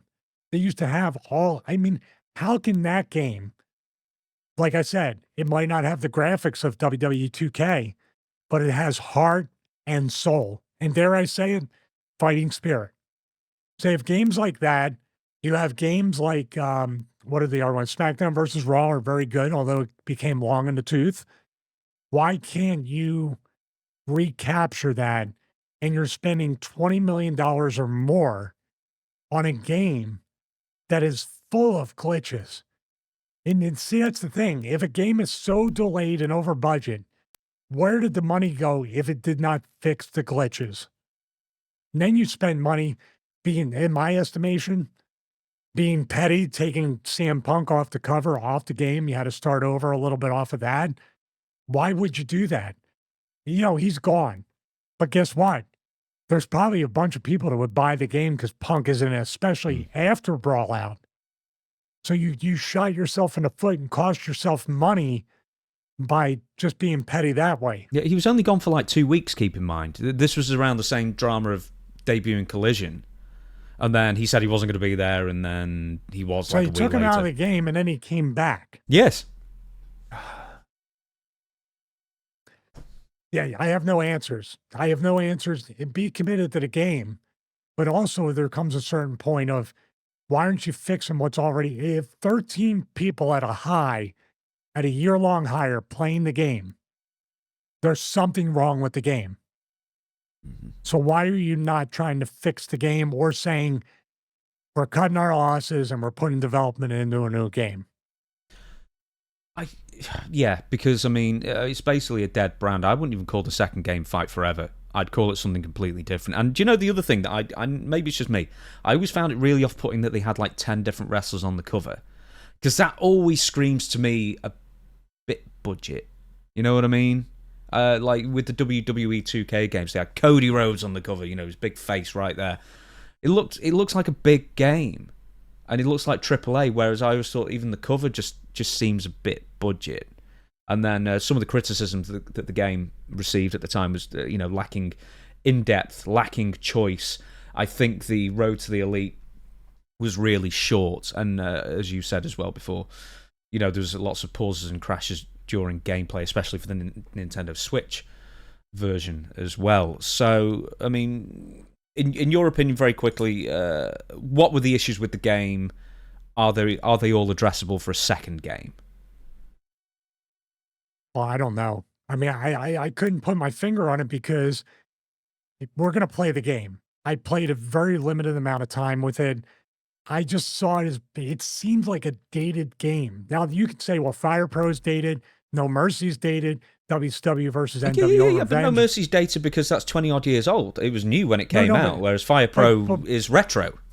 But why can you pick those up and play them and still all right, ESPN NFL 2K5. It's still better than Madden 25. Why? There's something they put into it, whether it be heart and soul, effort, whether they were true wrestling fans that understood it, whether Kenny Omega being the tip of the spear of the development, the consultant from wrestling, should have made it a great game. He loves wrestling. He loves video games. There has to be something that happened that we don't know. There has to be somebody that put their fingers in the cookie jar or the money went somewhere that it shouldn't have went. Why does it feel like an unfinished game 20 to $30 million later? And why do you keep putting money into it without day one things being fixed? No one told the story when it was free on PS Plus. I'm just giving you here the last 30 days, 12.7 players, which is a massive game from November 2024 of 7.2, then 6 in October. This is average players playing on Steam. Then before that, 5.2, and it doesn't get really above 10. For example, July 2023 was 227. And it's just like people, not thousand people. That's peak players of the last 30 days was 38 at any one time on Steam.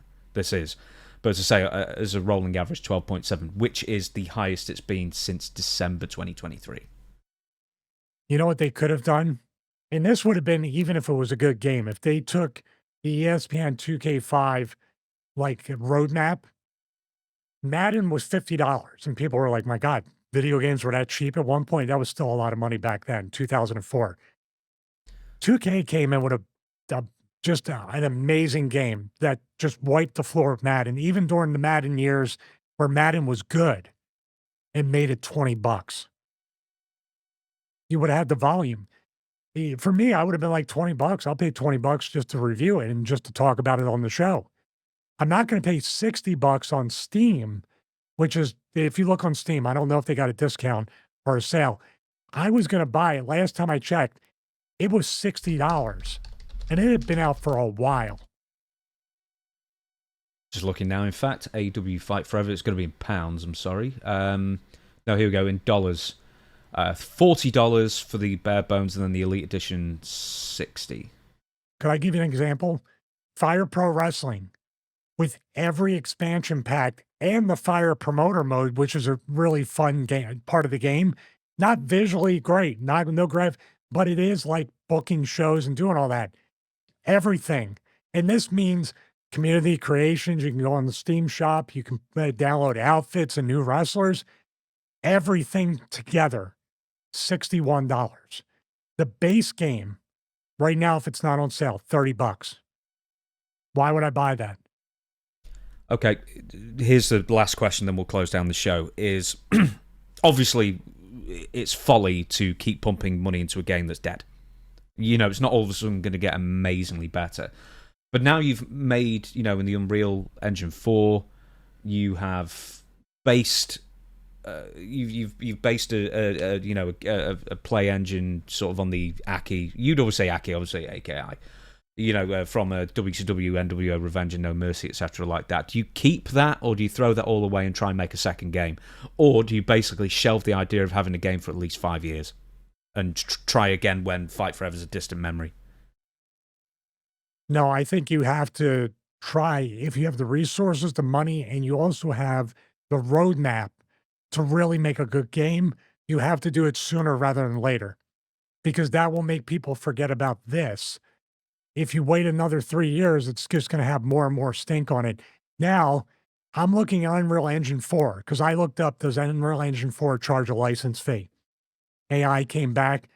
Basically, students, educators, hobbyists, free to use. Companies making less than $1 million in annual gross revenue, free to use. Game developers and other users distributing applications that incorporate the engine pay a 5% royalty on gross revenue after the first $1 million in lifetime gross revenue. Other companies earning over $1 million in annual gross revenue need to buy a subscription seat, which costs $1,850 per user per year. I don't know if that's developer or people playing it. So basically, you and I can create a video game with the Unreal Engine 4, not 5, 4, for free, or the AEW is paying a 5% royalty on gross revenue after the first $1 million in lifetime gross revenue off of that. Do you think that's why they chose the engine? Yeah. I mean, how much is Unreal 5? I mean, that's got to be far more expensive. So they probably stuck with 4. It's the James Show. It's Stevie Richards. It's free for most people, royalty based for gaming. 5. No, same thing. Same thing, except the subscription seats now over $1 million in annual gross revenue for companies like that is $1,850 per user per year, custom terms. So you could have got a slightly better deal on 5 than 4, but 4 was cheaper, older, and maybe a little bit easier to use. I don't know about the coding. But why didn't you try to go for the Ukes engine? Because WWE beat the Ukes engine to death, and they were probably looking for another wrestling company to employ that. Mm-hmm. Yep, THQ Nordic were the ones, and the developer was Ukes. So they tried to go with the old school people, but, you know, it didn't work out. So basically, I think the message here is just do a separate game. Call it something different, make it look completely different. If you're going to use the base engine you've developed for it, just fine-tune that, and then, you know, you never know, you might get better reviews for the next one. You know what they should do? And just 2 things, 2 different ways to do it. You need to reach out to the Fire Pro people and have a completely different game. And if you can take that, maybe people won't translate, but I'll tell you what, you might bring in some older fans like me that love Fire Pro and want to buy the game and maybe want to watch AEW. The other one would be like Retromania Wrestling embraced WrestleFest, very arcadey type game, and had success with that. So I don't know what the answer would be. You either got to go big and get like a really great video game engine. Maybe even I think Madden's moving on from the old engine they had.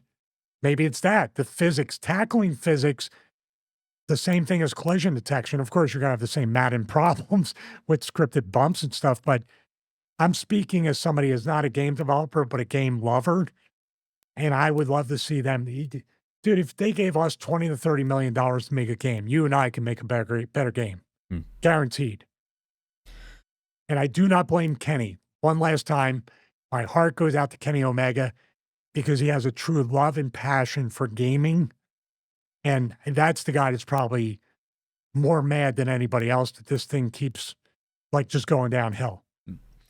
Well, Fight Forever is the game that will not die, but this show we will put to rest now. It got nearly 3 hours again, for goodness sake. I promised we'd only do 2 hours, and now we're going back to 3 again. But anyway, on that basis, everybody, thank you so much for watching. We will not be back next week. We're going to take a week off over Christmas because, as I say, we record on a Wednesday, and next Wednesday is Christmas Day. So we're not going to be recording then, and then, you know, we've got our lives, we've got families and friends and everything else to go see over that week, so we're treating ourselves to a week off, but the YouTube channel itself will have content continuing to come out for it. So, you know, don't think if you're so desperate for the Stevie Richards Show content that nothing's going to be provided to you. It will be. Don't you worry about that. We'll have a video most days the week we're off. That being said, there's the fitness channel for Stevie, of course, that I encourage you all to go and subscribe to, go view, and my books as well, One on the Rock, One on Owen Hart, which is suspiciously, I don't know if it's the time of year, has been selling quite well.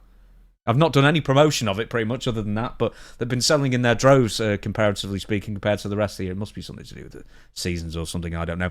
And one more thing, of course, I'm going to throw over to Stevie with the outro is, of course, the Patreon. So where can people find the Patreon, and what are they going to get for their money?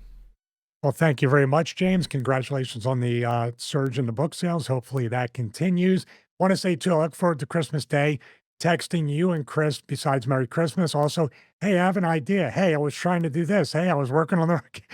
I'm going to take the time to retool the production and the studio and work on that, which is a passion project. Oh, you also said that you might even do a couple of brand new things, not featuring me, and you'll just upload them if something grabs your attention or you want to do that. Not in the form of a big show, but just a what went wrong or something for the YouTube as well. You told me I have to do it. You say, Stevie, when I'm gone, this is what you need to do. You piece of head. You know what?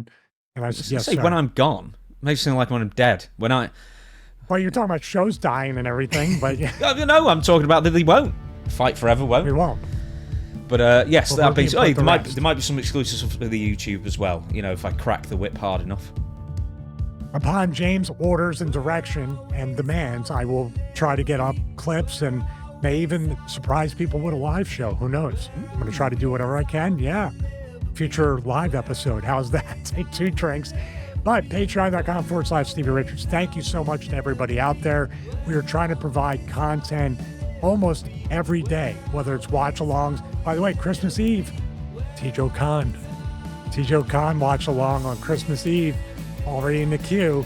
Watch-alongs, breakdowns, analysis, show notes, pre- and post-show. Like you said, podcast within the podcast, or show within the show, as I would say.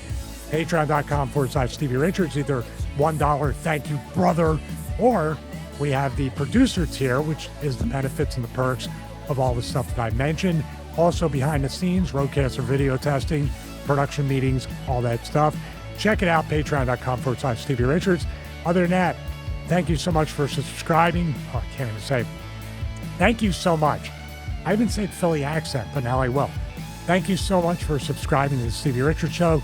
Click the bell to get notified. Also, comment below. And of course, happy holidays to each and every one of you out there. See ya. New Year's Day.